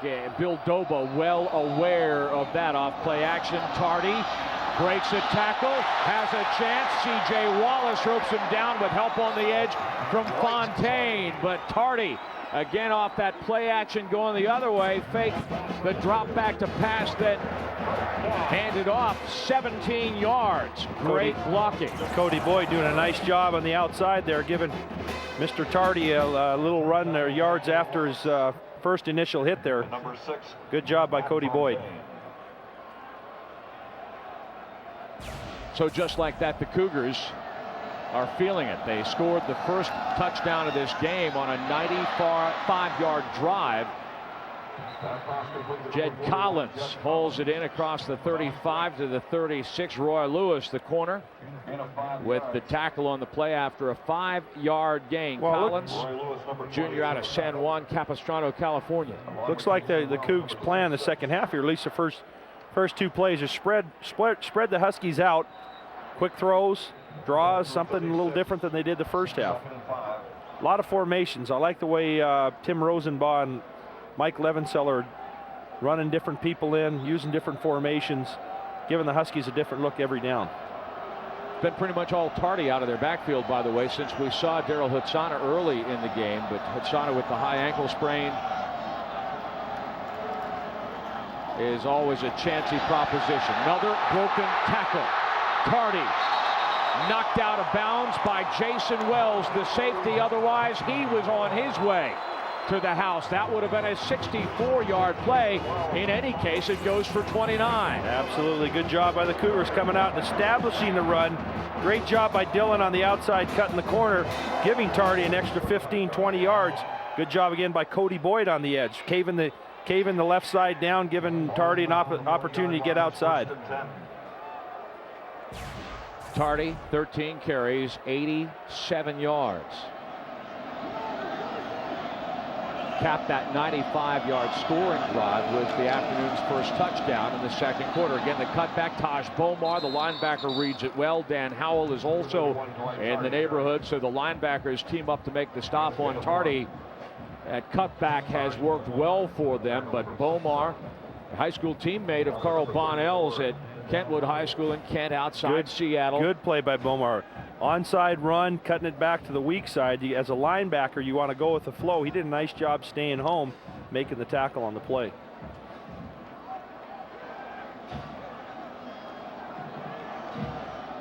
Bumpus is in the ball game, slot to the left side.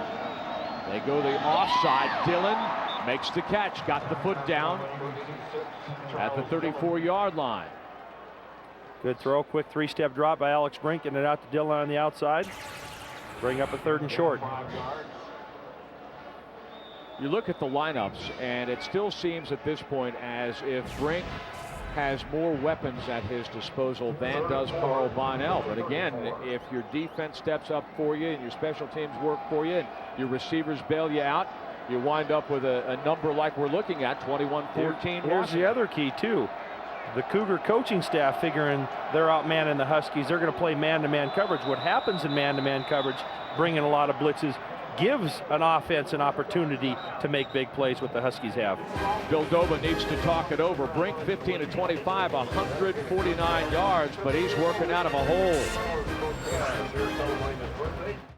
On 3rd down and 4 from Martin Stadium in Pullman, Washington, Alex Brink looking downfield, and he's got Boyd, the tight end, for the 1st down. Had a defender draped all over his back, but 7 out of 11 on 3rd down. Jason Hill, you want to talk about weapons at your disposal. More touchdowns, more receiving yards than any Cougar in history. High ankle sprain has kept him out, so it's not exactly as if Brink has got a cakewalk going. There's your vertical game right there, and you take him out of your lineup, and pretty much the Huskies can say, hey, you know, you don't have the vertical game you once had. Great job there by Cody Boyd. He's like a center in basketball, kind of posting up and holding his position. Brink is looking to the end zone, overthrowing Collins, who was singled up with C.J. Wallace. Dan Howell was coming to help, but that was, for the most part, the strong safeties to win or lose the moment.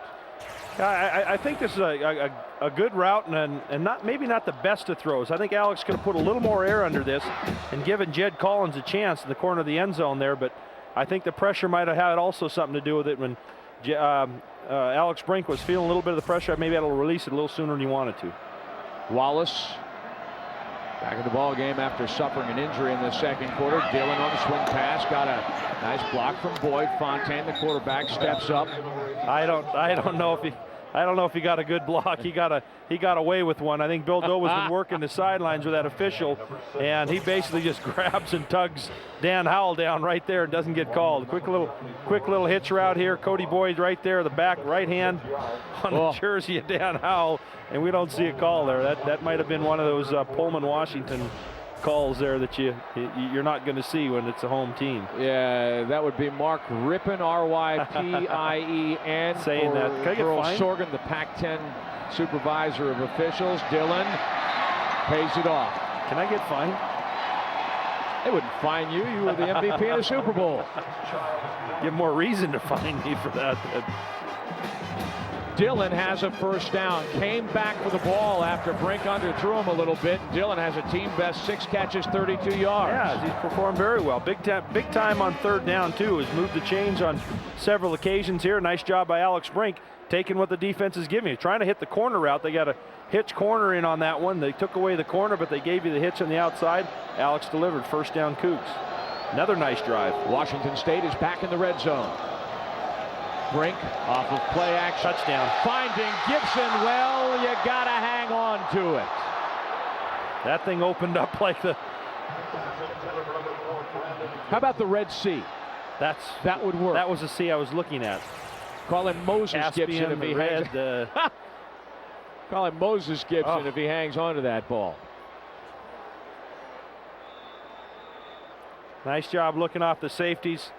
Coming back down to Brandon Gibson down the middle of the field there, and Alex Brink cannot believe it. Not the guy. Hey, can you tell believe? You what? You know what? That's classy though. He could have slammed his fist down or said something wrong. He said, you know what? We'll get back. Brandon's going to make a play for me later on. Big drop, and Brink just fires it into the ground. Stops the clock. 3rd down and 10. Well, Tardy was the closest receiver too. What'd you see there? Yeah, great job by reading the screen there on that play. And I think the pressure the last 3 or 4 throws, Cougar coaching staff and Tim Rosenbaugh and Mike Levenseller said, Well, let's set up a little screen, but a great job by the Husky defense in reading that, and playing man-to-man and not getting the screen off. Looking at the tackles, a foe on your left, Refit on your right. They had 4 sacks, the Huskies did against Stanford on the season. 23, 5 fewer than their 11-game total of the season. They're doing a nice job of rotating guys in and out here. 3 down linemen on this particular play here. Going to bring 5 on the rush.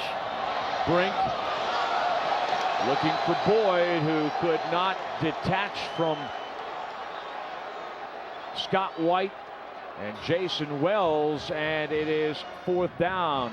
Romain Abdulhamadi. Yeah, that was a good job by Kent Bear on that one, just bringing giving a totally different look, something that's kind of accustomed to the Cougars here. 3 down linemen bringing 2 guys off the edge, 2 linebackers, both defensive tackles, and dropping the nose tackle into coverage. A nice little zone blitz set up there by the Huskies. Abdulhamadi from Commando Island, Washington, up along the Puget Sound, replaced the injured Lauren Langley against UCLA. 2 of 2 on field goals, this from 32 yards. And he brings the Cougars a little bit closer off of his 3rd field goal of his collegiate career. Still, though, the underdog Huskies on the high side in Pullman. Abdulhamadi has just kicked the field goal to close the Huskies' lead to 4. Curtin again gets a chance to return it. Rumbling, we'll say, across the 30-yard line. Rumbling, stumbling. 3 down linemen for the Cougs on that play. Good starting position as Bonnell finds Ellis out in the flat for a couple yards. Good starting field position. Carl Bonnell, not flashy numbers. 8 of 17. Tick more than 200 yards. Had an interception return for a touchdown, but he's also thrown 2 scores on great catches and runs to give Washington this lead. Cougars are in a 3 down right now, Brian. 5 linebackers.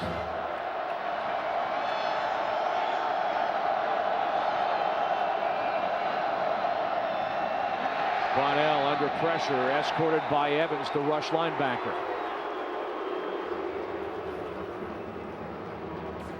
One of college football's tremendous rivalries in the Great Northwest, the Apple Cup. Hello to our viewers on FSN Florida. Washington at Washington State. The Huskies have lost 6 in a row, but Carl Bonnell and the Huskies have found a way to keep a lead against Washington State as we move toward the middle stages of the 3rd quarter. With Mark Griffin and Kara Capuano, I'm Brian Davis. 3rd down and long for the Huskies. Bonnell stands in now under pressure, goes down. Credit for the sack will go to Ahiamu, the defensive tackle who has been able to play in only 2 games this year because of a foot injury. But Amu and Christo Bruce. Just a great push by Amu on that play. And you put him in there and he's healthy, and you got Aaron Johnson healthy, Christo Bruce on the outside, Rapati, and they miss those guys. Nice stop by the Cougar defense. Sean Douglas, a senior out of Bellevue, Nebraska, just outside of Omaha. And this one does not get off the ground. Dead ball, false start, offense. Number 34, 5 yards, 4th down. Howell, the linebacker, got a little bit jumpy. And so Douglas will work from inside the 10-yard line.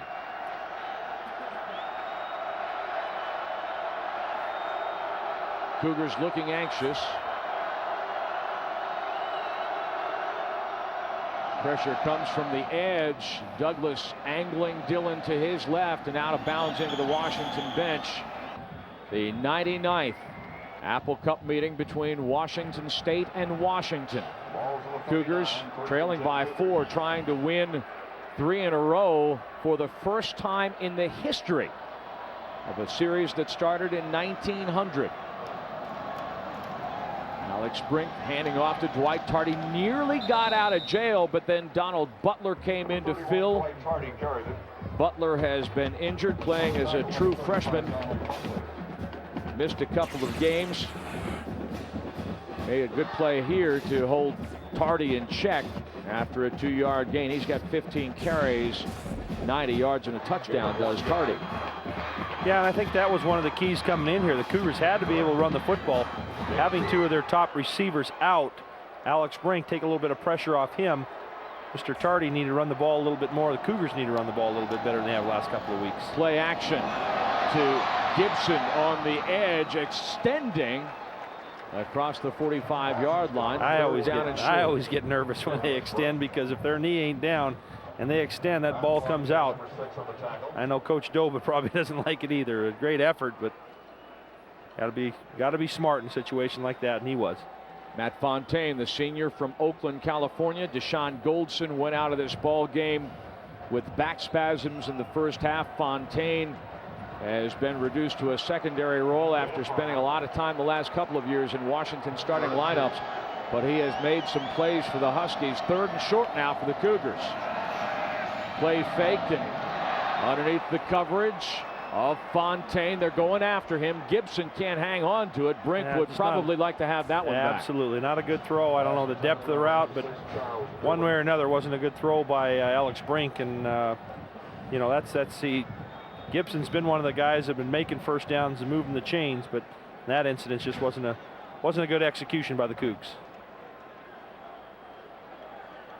So Marlon Wood, who had an 87-yard kickoff return. This guy must have the 2 longest kickoff returns in Washington history, in which the player did not score. Lets it go. And they're going to let this one die. 2nd time today for Douglas. Great fake by Wood. Just didn't get the bounce. Didn't get the bounce. Yep, he needed that thing to jump forward. It was a good fake. He had everyone in the red chasing him, and just a great kick by Mr. Blunt on that one. 50 yards, and it's his 11th downed inside the 20-yard line. Let's go back to your keys to the game.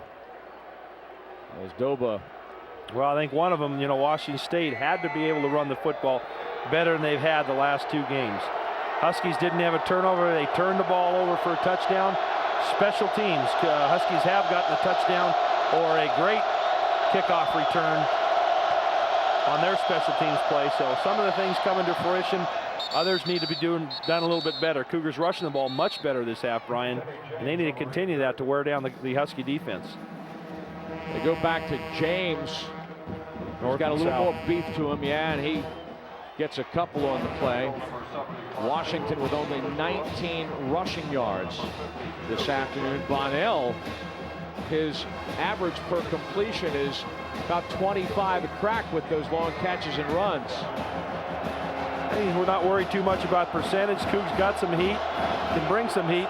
All he matters is a win at the end. That's all that counts. Any of us that play that position know that's the most important thing. James again, Ropati Patoa from the backside makes a great play to bring up 3rd down and long.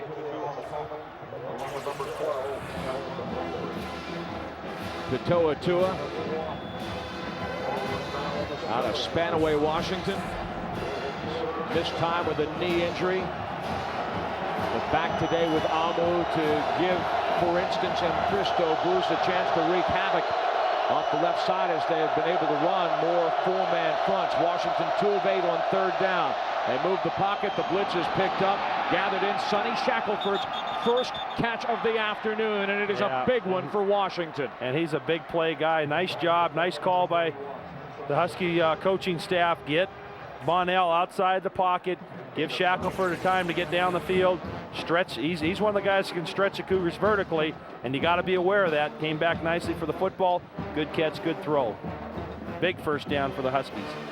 Bonnell now over 200 yards passing. Cougars are back in that three down lineman set there that they have. Tim Lopano on your left, looking over his play sheet. There's the pitch. Rankin gets a block off the edge. Russo could not hold it cleanly. Take a look again at the Pacific Life keys to success. Pressure on the quarterback. Haven't had much. He's been pressed to throw the ball a little bit sooner than he'd like to. but you need to have, you know, a little bit more pressure. Sacks, 2 sacks by the Cougars, running the football. Most of that's been in the second half here, where they've been able to move the ball a little bit more. 2 turnovers with the Huskies, of course, one of them for touchdown. Of course, that 87-yard kickoff return by Marlon Wood on that.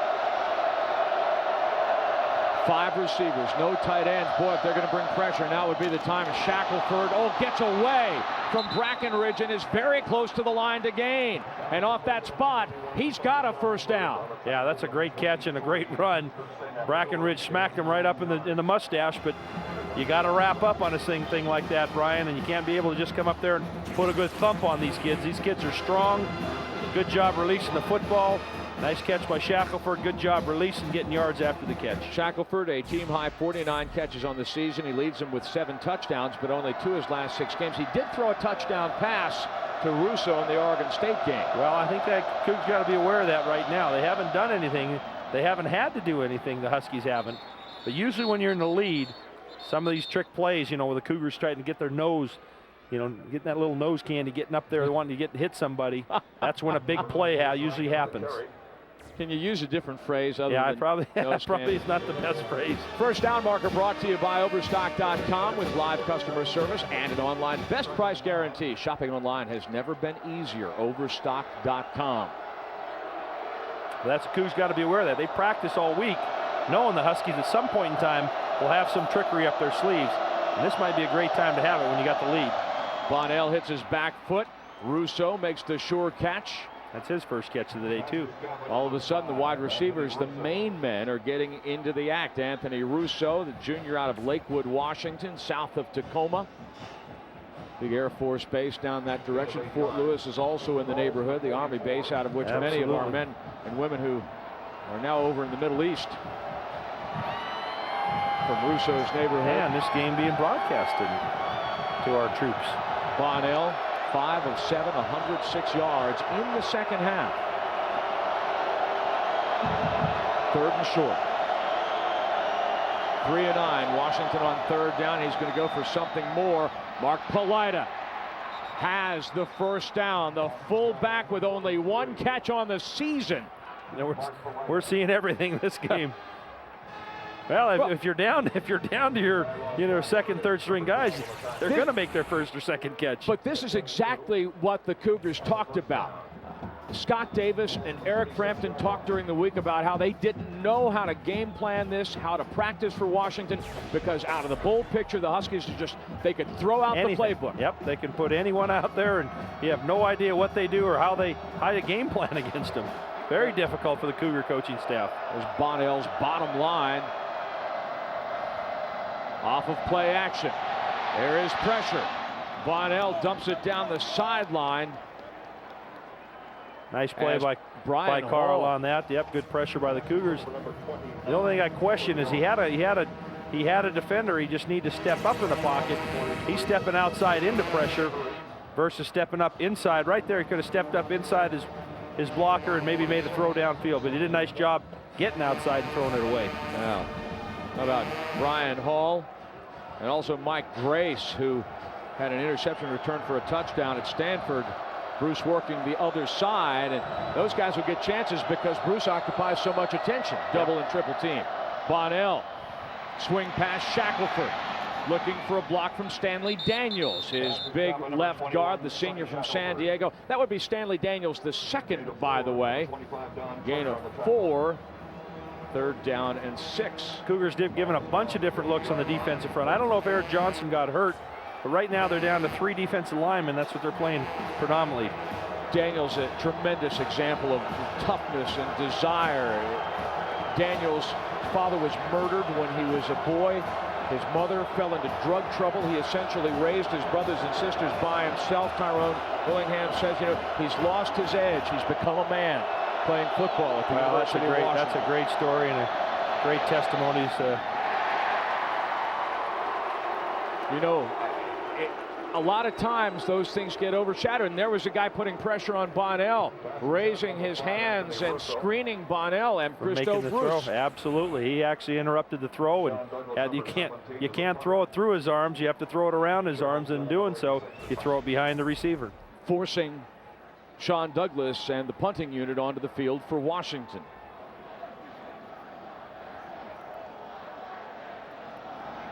Douglas, his last punt was 40 yards. And this one will hang up, and he'll get credit for an inside the 20. Well, that's the coaching staff. That's what you want right there. Huskies with a 4-point lead as we head toward the final minute of the third quarter at Martin Stadium. Play action. Gunheim wraps up Tardy just across the line of scrimmage. Dwight Tardy carried it. Nice job by the end Gunheim to scrape down off his block. And absolutely looked like a lot better play than, a lot better design, a lot better hole than actually was, but a great job by Gunheim to cut that thing down. Number 95, Jordan Ruffin. Tardy, 16 carries, 92 yards. Cougars have only had one 100-yard rushing game all year, and it was Tardy's against Oregon. Big win. It helped Washington State build a 6-3 record. Collins, Scott White is right there. The senior linebacker who leads Washington with 4 interceptions, give him a pass defended. It's 3rd down and long.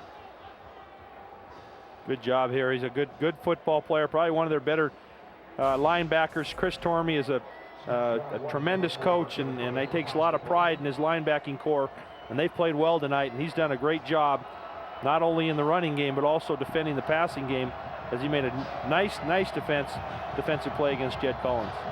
There's been a lot of talk in Western Washington this week about how happy the Huskies players might be. Boyd is knocked out of bounds. Actually was probably tippy-toeing out anyway before Mesfin Forrester knocked him out. Nowhere near the line to gain. Kara Capuano. Well, Brian, you guys were talking about Scott White. Remember, Brian, he almost didn't play on the Huskies this year. He was dealing with a hamstring injury suffered in the offseason, took off of practice in August, and thought about not returning after basically losing his starting job. Instead, he came back, earned the starting job back, and he's having a great impact in this game tonight. Boy, no doubt about it. And again, the trials and tribulations. Here's a guy who now is on his 3rd head coach. But without him, where would they be? And Blunt has it blocked. Touchdown, Washington. Defense and special teams. Chris Stevens with great speed in down and distance as a linebacker cleans it up in the end zone. And this is a 2-score football game. You talk about special teams. What a great job here. But I don't know if Mr. Blunt here fumbled the snap a little bit, took a little extra time at getting that kickoff, and that's about the 2nd time we've almost seen a block. One was blocked a little bit sooner at the line of scrimmage, but Darrell Blunt looked like he was nonchalant. It didn't look like they were bringing pressure. It just pressure came. I think he bobbled the snap a little bit, which took a little away, and Darrell Blunt's got to get that off a little bit sooner.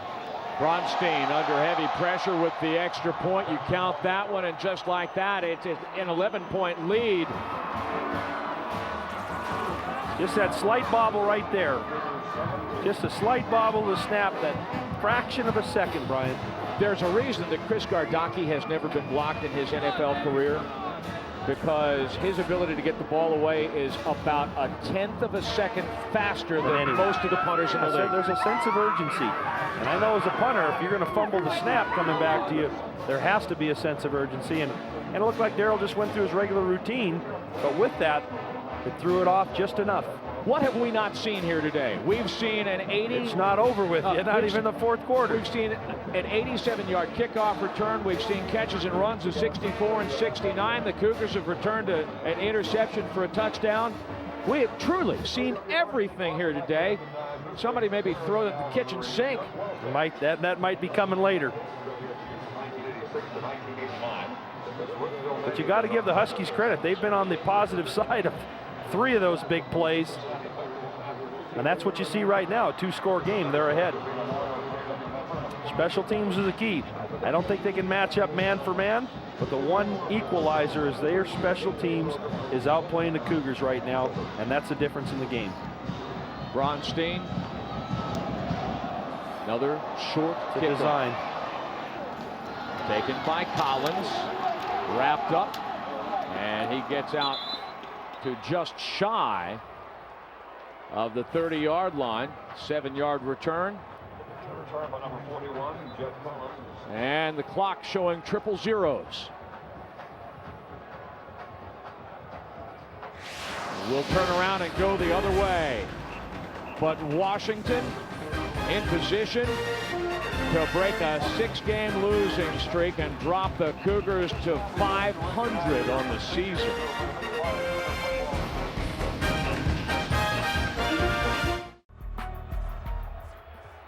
Alex Brink on first down, overshooting Michael Bumpus for an incompletion.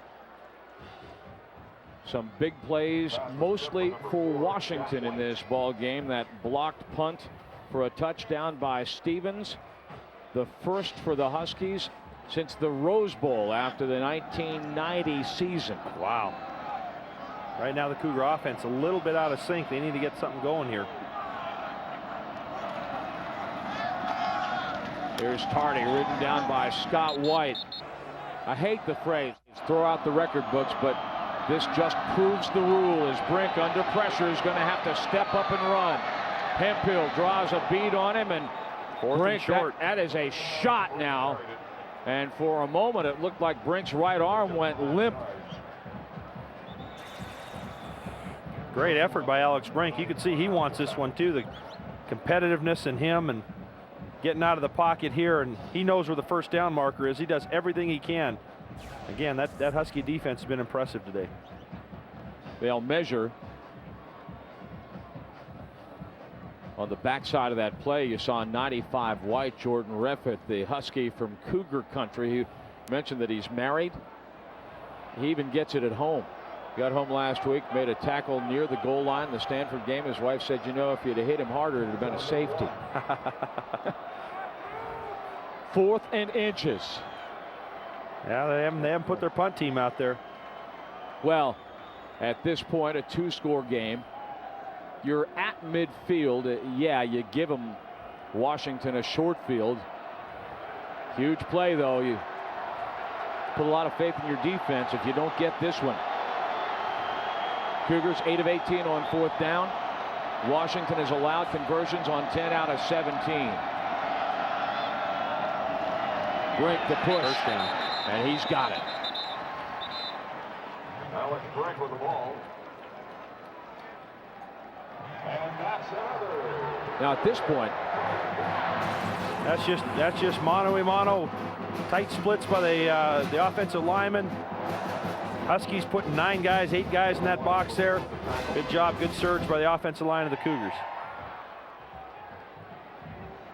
at this point, you still have some space, but not too long from now, the scoreboard will start to become Washington State's enemy. Absolutely. Brink looking for Boyd. He's got it inside the 35-yard line, knocked down from behind by Dan Howell at the 28 of Washington. The tight ends have been huge for the Cougars this afternoon. 33 yards.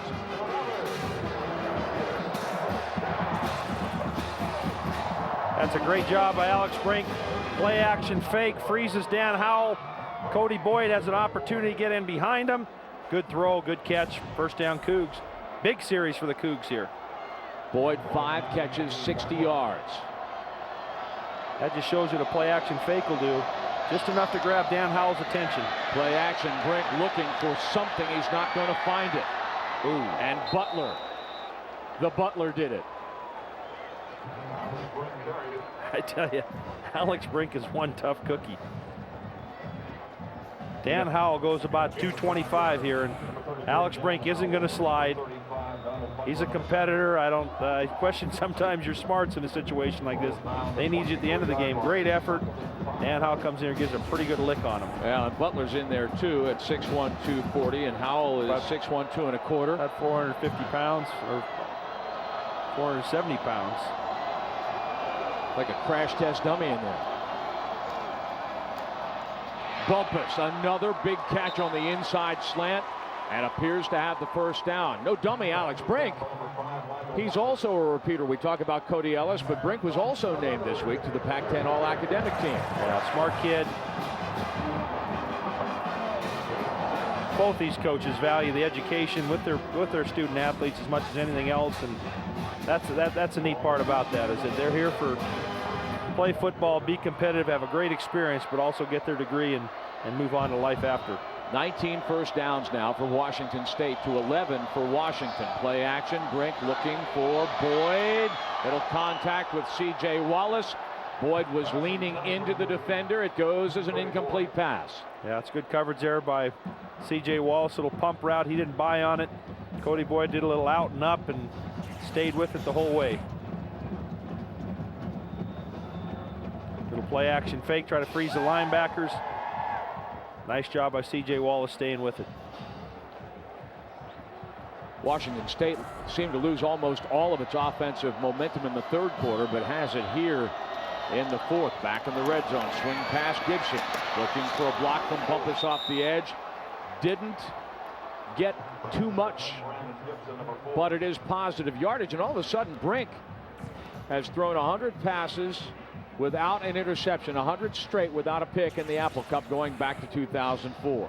Yeah, it's his quick swing route here. Try to get something going. Brandon Gibson turning it upfield.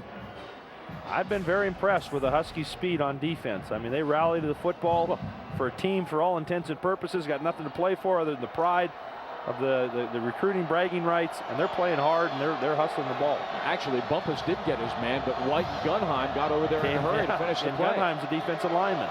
So third down and long. Play fake. Brink.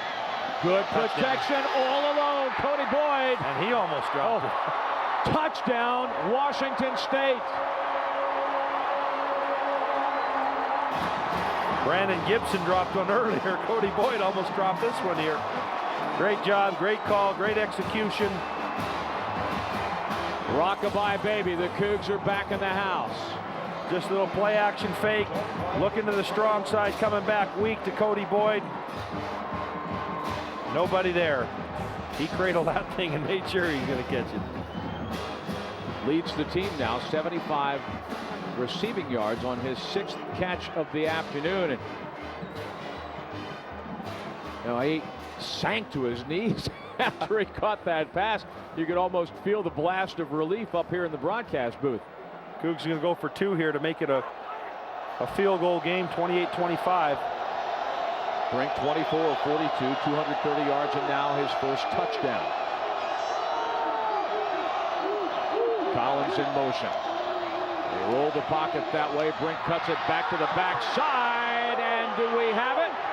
We've got it. 2-point conversion as the receiver takes it away from the defender. Brandon Gibson.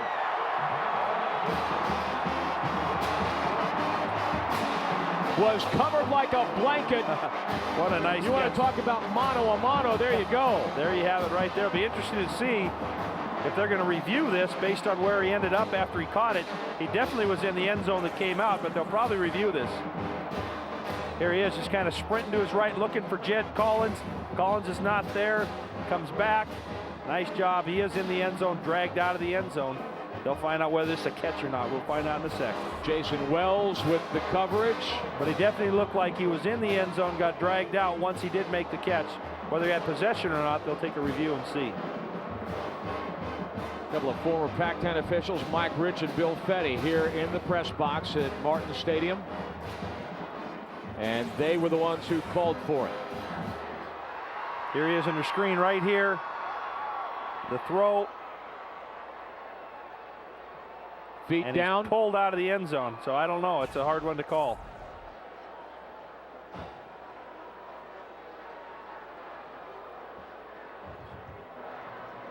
While David Kutaya takes a look at this, remember Cody Boyd leads Washington State in receiving today. He led them last season. As well as we take a look at. There's 1 foot right there. We see the foot right there, and that foot is in play. It all of a sudden it matters where the football is, though. But you can see his right foot in play there.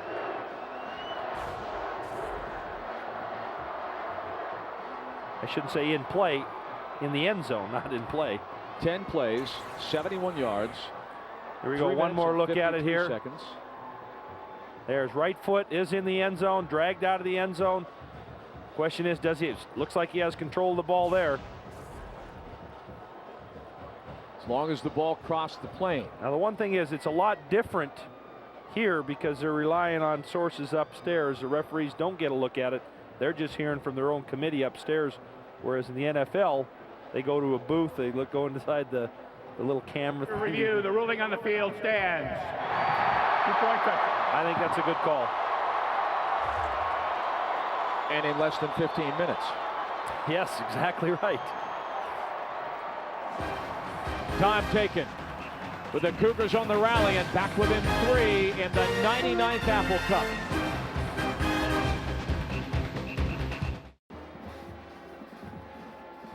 This is your TiVo game summary. Let's call it your TiVo What a Game summary. What a game's absolutely, we've seen it all. But there's more to come. Stay tuned. Bonnell, the former Coug, valiant effort playing with an injured leg. Just a crossing route, and they got tangled up there. Alex Brink with his 18th touchdown pass of the season. Brink to Gibson for the deuce. Great job by Gibson staying with it. Gibson 18 touchdowns, 10 picks. Can you believe people were calling for his job early in the season? He's had a great year. And here's Wood. Returned 187 yards, just an eyelash from getting outside. Washington State felt coming into the game that it had to win to secure a bowl berth, but a couple of teams in the Big Ten lost their finales today. Oh, Rankin. He's gone. See you later. Lewis Rankin. Oh, he ain't gonna catch him. Touchdown, Huskies. 77 yards. We talked about him outside, the speed he has. He's a shifty guy, but you get him outside in the open, forget it. He does have the motor. Beat Trent. Got a great block from Russo on the cornerback Turner. Brackenridge coming all the way across the field, but he had no chance. Before that run, Washington had 23 rushing yards total. You talk about big plays, we've seen them all. The Huskies had four of them, Brian. So it's back to a 2-score ball game. Lewis Rankin, his play of the season, maybe the play of his life for Washington.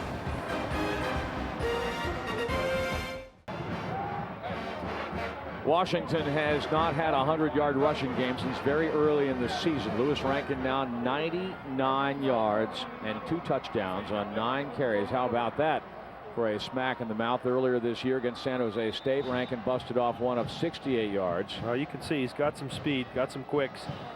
They've scored in the same play both times. Off tackle left, cut it back, bounce it outside, and 2 touchdowns on the same play. Washington has tried to keep the ball out of the hands of Dillon and Ward, but this time Bronstein kicks away and drives this one all the way to the back of the end zone. Downwind. Nice little get that driver up in the air and let it go. Gibson slips past the tackle. Lewis went to make the hero play, and Gibson makes him pay with a catch and run that's going to go for 19 or 20 yards. Just a quick hitch route on the outside. Roy Lewis try to come up there and smack him in the mouth instead of break down and make the tackle. Here's a good job by Gibson. A little break it inside, slip the tackle and get outside. I don't know if some of that had to do with the turf or what it was, but good job by Gibson. Lewis needs to break down a little bit more. Stepped out of bounds at the 37-yard line, so it goes as a 17-yard play. Great catch in the flat by Collins. Matched up with the linebacker, Scott White. That's a pretty even match. Well, that's you got to be very sharp with that throw. A good throw, good catch. That's pretty good coverage. That's good football right there.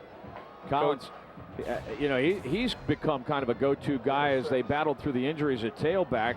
3 touchdowns and also 4 rushes and 2 touchdowns as they used him in goal line situations. Brink with a lot of time. Cody Boyd, the ball was just a little bit low. Boy, I'll tell you though, Brink threaded the needle on the play. Yeah, well, he had to. I think, you know, when you don't have any play action fakes, the linebackers can get so much depth that you have a really small window to throw the ball into there, and the window got closed pretty quick. Look at their personnel. They got Dillon, they got Gibson, they brought Collins back, sent Bumpus off. They got Boyd on the other side, so double tights. Receivers right and left. Brink under pressure. Gunheim, E.J. Savannah, and Dillon will not be able to come back and catch up with that one. And after the end of the play, the Washington defender Chuck Dillon, and they were already 3 yards out of bounds, was Dan Howell. He risked 15 yards right there. Yeah, they're letting some things go here that maybe we don't see all the time, but I think the thing wasn't, the ball was not catchable, obviously, and because of that, I think the referee just didn't decide not to throw the flag. So the Huskies defense holds. 3 returns, 26 yards from Marlon Wood today. Blunt nailed one. They're setting return up here. And Blunt just kind of lets this one die, and it bounces out of bounds to the 29-yard line. Washington with a 10-point lead in the ball. But we've had kind of a track meet here. 9.5 minutes to go.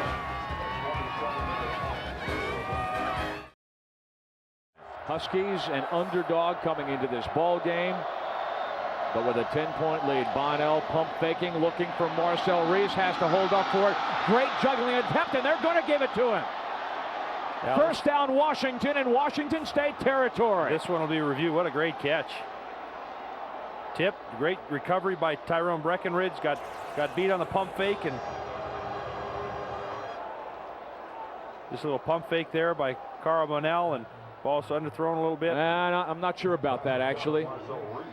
Well, they're not going to review it, or will they? Now they will. Here's the replay here. Does he have control? He does have his left. Does he have control? Looks like his left foot is on the ground. His left foot was down, but I'm not sure about the control. Exactly. Juggling in, control, out. Left foot in, but was right foot out when he had control. It's a hard call. We have a press box view of the play that I think shows his possession of the ball a little bit better. Let's take a look again.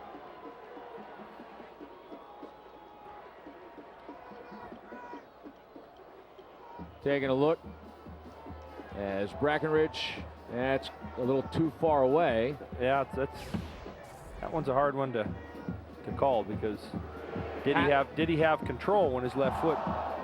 Replay rules. Here we go. Here it is right here. Firm, completed pass. Yep, his left foot was on the ground. About by the hair of his chinny chin though, on the possession side of it. Yeah, but nice concentration by Marcel Lewis. Carl Bonnell is doing this in place of that man right there. Number 4, Isaiah Stanback. What a year he was having, too. 10 touches, 3 enters, 4 and 1. Great leader on the field. That's the one thing they miss, that leadership. 2 tight ends, overload with the wideouts to the right side. Rankin bursting through down across the 40-yard line. Reese, 3 catches, 107 yards. Is having the game of his life. And Lewis Rankin now over 100 yards rushing. Well, they've come to the wide receiver the second half after no catches except for Cody Ellis's catch for the touchdown. Their wide receivers have played a big part here the second half, Brian, making some big plays, catching runs. They'd like to see nothing better than run this clock out, though. Move the chains to get some first downs. Well, and that's it. Polite, the fullback in motion. And Rankin run to the outside. Scott Davis was chasing him down from backside. Had a squadron there. Bruce was in on the tackle, but from the bottom of the pile. Yeah, you'd think you'd see more of Kenny James in this situation here. You know, I mean, Obviously, it'd be great. They'd love to bounce one outside and have Rankin go the distance again, but he kind of stutters in the hole there, and he looks for something to hit outside. Kenny James likes to bang it north and south and get in between those tackles and get yards upfield. 3rd and 7 as Bruce and his fellow captain Scott Davis made a play that forces Washington into 3rd and long.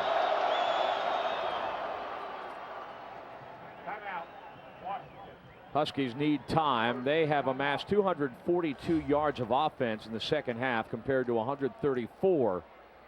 Over 400 for the game now. Isaiah Stanback, at this point, the least of Bill Doba's worries.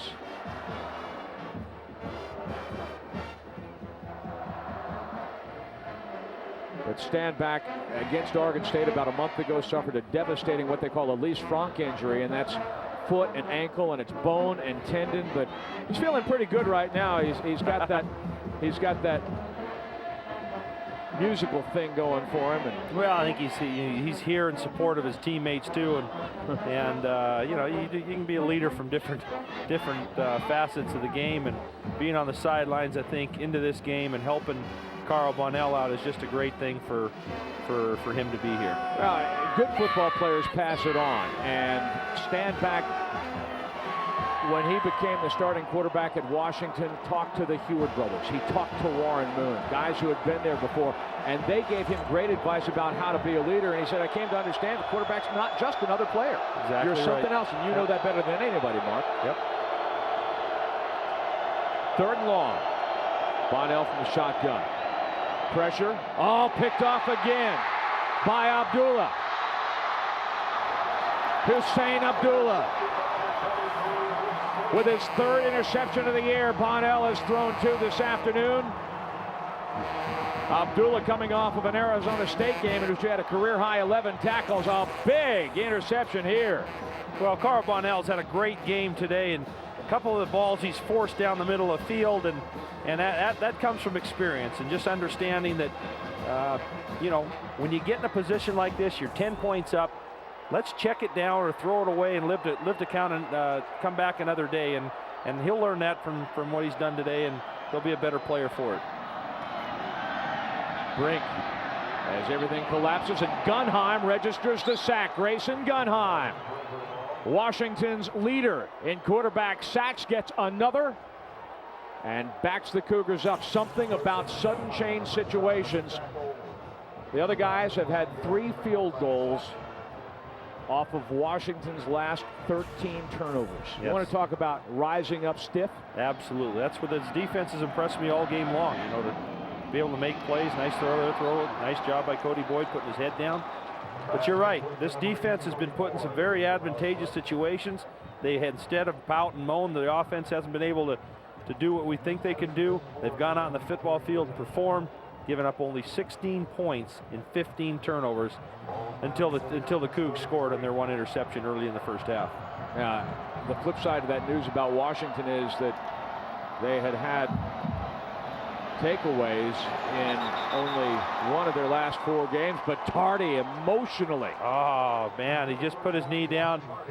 Just got his knee down. If he didn't get his knee down, he broke a tackle there and was almost heading out the backside for a touchdown here. But see, he moves the chains, and that's all. That's one of the things that they've been trying to tell Rankin at the University of Washington. Absolutely. Here Get it is. the fresh set of downs. Here it is right here. There he put it on the knee, right? The knee on the ground right there.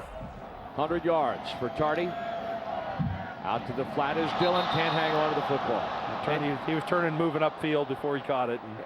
And that's, you know what, and that's Mike Levenseller said these young guys have to grow up. And he didn't mean that in a bad way, but no. The inexperienced players need to learn how to play successful football. And sometimes, Levy, you know, it's simple stuff like catch that. The ball, don't catch take it your first, 4 then yards. run. Yep, take your 4 yards and put your team in a better position instead of trying to make the big play all the time.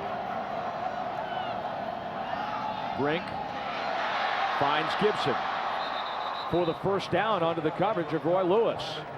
Good throw, good catch. He almost broke that one. That's what you got to do. Make the catch, take a couple steps, spin, then you can make your move outside. Catch the ball first. I think that's one of the things you talk about, and is that as a player, Don't try to see what everyone else is doing. Do what you can do best. You know, if you can make a play, that's all you can count on. Don't look at someone else to try to get it done. Brink has 277 yards passing. Gibson now with 7 catches, 96 yards. Brink is going to air it out for Gibson. Gets underneath Meshman Forrester. Does he hang on to it? He does. Touchdown, Washington State.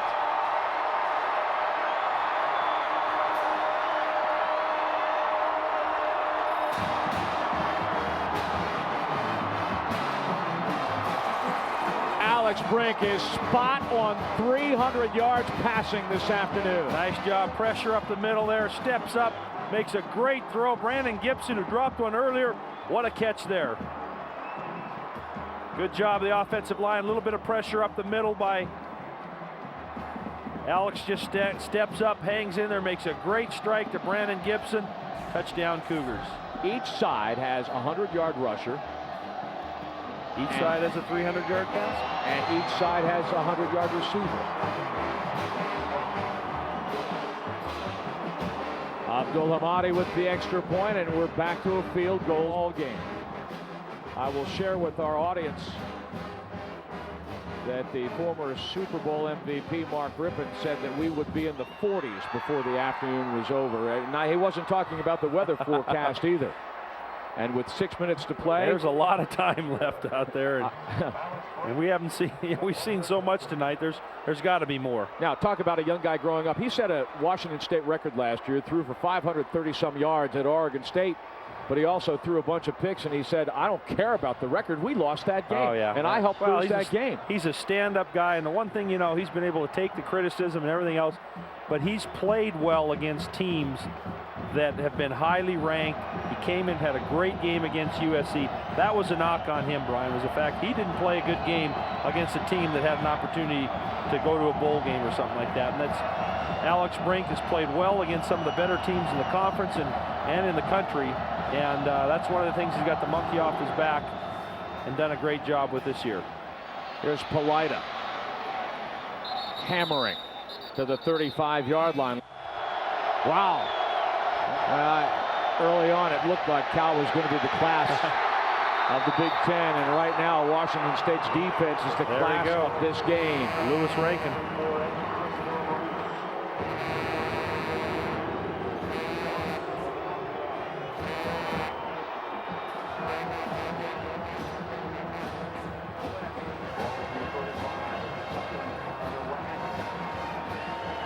Another minus play for the Washington State defense. Haley's doing a little too much dancing. I can't believe we haven't seen Kenny James in here where they need to go north and south.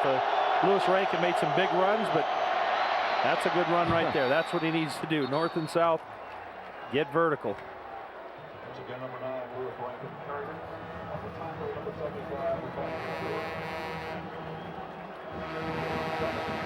First Down Marker is brought to you by Overstock.com, your online source for savings on everything from video games to big screen TVs. Overstock.com. Washington 4 of 12 on third down. Big third down for the Huskies here. 3 of 6 in the second half. Yes, very better, much better in the second half.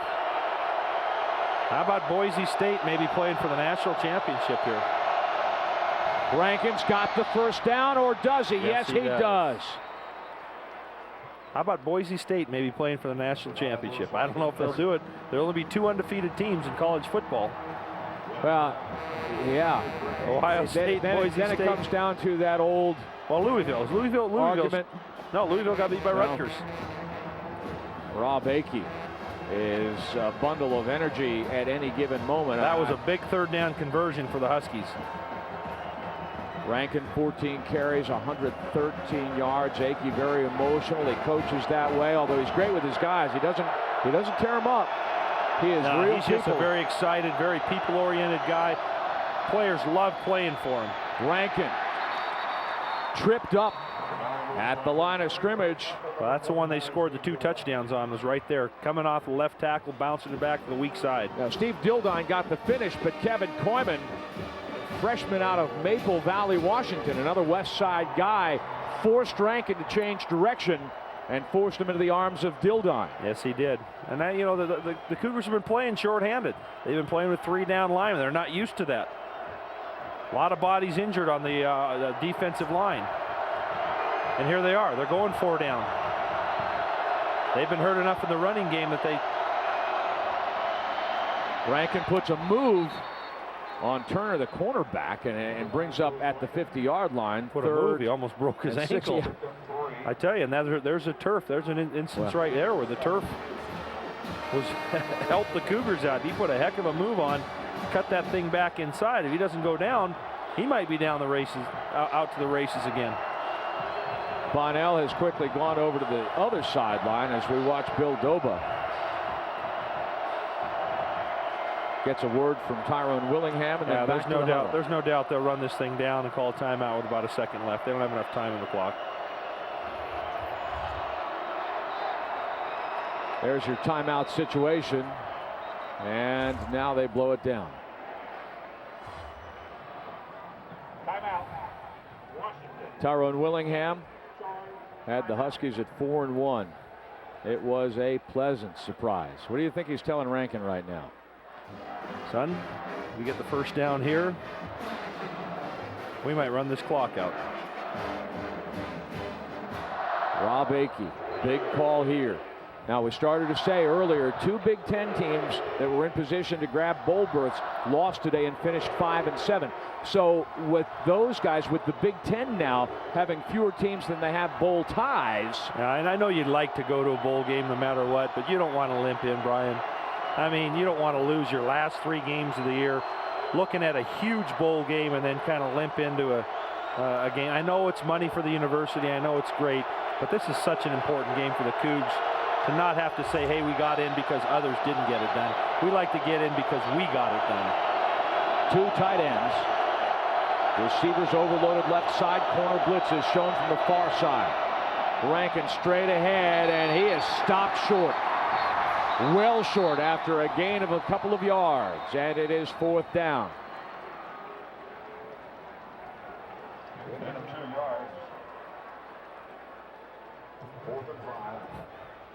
Ball's in 48. Timeout is taken by the Cougars. So each side now down to 1. A lot of time left in college football. 2 minutes and 25 seconds with a timeout is an eternity. They stop the clock, you know, and move the chains. You got a lot of time left on the clock, and Alex Brink has been here before, been able to bring this team back before, and he's been able to bring this team back before against the same Husky team. Last year, matter of fact. Cara Capuano is standing with a guy who, if he didn't have gloves on, he'd be biting his nails. Cap? Oh, Brian, I'm telling you, it's been a very animated Isaiah Stanback. How much is it killing you to not be playing in this unbelievable Apple Cup right now? It's killing me, but, you know, my guys are doing really good right now, and as long as we come out here with a W, I'll be all right. Are you surprised by all of the big plays that have encompassed this game? It's like every time we turn around, something wild is happening. I'm not surprised. You know, I was telling guys before the game, I said it only takes one person to make one play. Once that person makes a play, everybody else feels guilty, and everybody else wants to, you know, pitch in. So we got to keep it going. What does it mean to the program to possibly win this game, Isaiah? It means a lot. I mean, it means a lot, you know, just for your own pride, just get a W against anybody, but especially against these guys. You know, it's a rivalry game, and we need it. All right, thanks, Isaiah. Enjoy the rest of the game. Thank you very much. Brian, he is elated, needless to say. Let's watch this one play out. It's been crazy. And he has shouted himself hoarse. That is not his normal speaking voice. I can promise you that. And Douglas again blasts one into the end zone for the touchback with 2 minutes now and 18 seconds remaining. Washington State has the football, down 3. It's going to be a big call here. Yes, indeed. Holding against Washington. They might be better off to decline this. This kid can punt the football. Yeah, Bill Doba walks out on the field and points. Holding. Offense number 47. That penalty's declined. First down.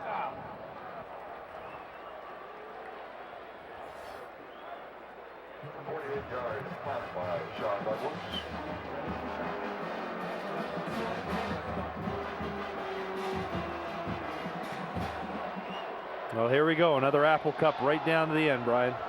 Tyrone Willingham got a lot of heat in Western Washington over his handling of his decision to send some guys, some fourth-year players off before their fifth year.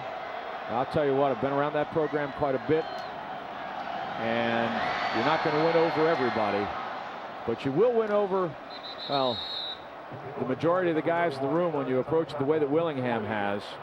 And you look at the big picture, and I think that will prove to be a tempest in a teapot. One of the guys that is not coming back is the man who just made the play, Chris Hemphill. Forrester bumps Dillon out of bounds. That is a first down, and they save the clock. Absolutely. A lot of time left. All on the 30-yard line. You got to get vertical with a play. But with Jason Hill and Chris Jordan, you don't have those vertical stretches as they once had, but you got. And that has played into Washington's favor in a big way. Not having the vertical threats to challenge that undermanned secondary. Brink finds Bumpus for the first down. And they'll stop the clock to move the chains. That's exactly what they need to do. Come underneath if it isn't downfield. Run for the first down, yards after catch. You don't have to. The Huskies right now are playing a very soft cover 4. They're not going to let you get the seams, but they are going to give you some underneath stuff that you have to make some runs for.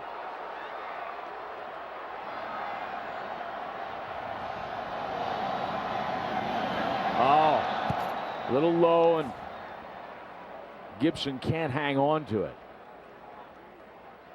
But on first down, okay. You still got a lot of time. 3. Yep. Yeah. Let's take a look at our Cooper Tires defensive player of the game. Eric Frampton had the first Oski and returned for a touchdown in his career.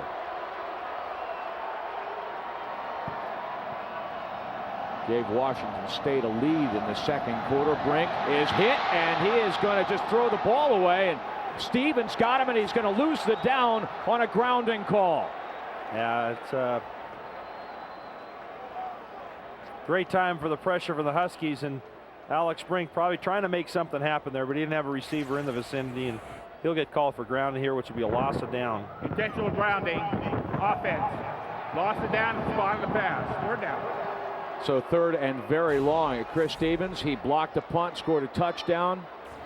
Here in the second half, he is, when they go, sometimes Washington will show you a 52 front, and Stevens will be the rush guy on the outside, and that time he overpowered the right tackle Harris. Brink on a big play. Tardy is stood up and dropped. It's going to be a timeout by the Cougs here. They're going to have to regroup, and 4th and 14. Tremendous mow your own lawn. Doba wants to make sure that he's heard. Mow your own lawn defense. Absolutely. You take care of what you're doing. Don't worry about what I'm doing. Don't worry about what your neighbor's doing. You take care of your own lawn, Brian. And I'll take care of my lawn. And you have a very nice lawn, I might add. Thank you very much. It's a little shaggy right now, but when this is one of those games where the unsungs, Stevens with the block and the touch. Well, you're not going to make a throw and catch. You got to throw probably. I'd be looking for Michael Bumpus on a deep dig route, clearing it out with a receiver and coming back underneath with a 14, 15-yard dig route here. Bumpus is in the slot to the right side, the near side of your screen. Gibson on the other side, and Dillon on the near side, and Alex Brink goes down. That's the ball game. And Caesar Rayford, another guy. Little used, blocked an extra point to save the Fresno State game. Makes another huge play there. The sack on Brink, and Washington has the Apple Cup in its pocket. You get fresh bodies in there. Great push up the middle. Alex has to step up. Doesn't have help on the outside, and one-on-one got beaten. Actually, his offensive lineman got in his way as he tried to step up. So anybody who was wondering if these guys were going to quit on Tyrone Willingham, I wonder if they're going to ask that question now. Absolutely not. I tell you, it's a tribute to the Husky program. Tyrone Willingham trying to get this program back on track. There's been a lot of years of frustration, but this is definitely a big win for them and something very exciting for their program. 2 wins last year. They will finish with 5 this year. And Bonnell to take even more time off the clock. Takes a few steps We back. got 4 downs. I'm not so sure he needed to go anywhere but 1 step back, and they're not going to have they're not going to have over 100 rushing yards if he does that again.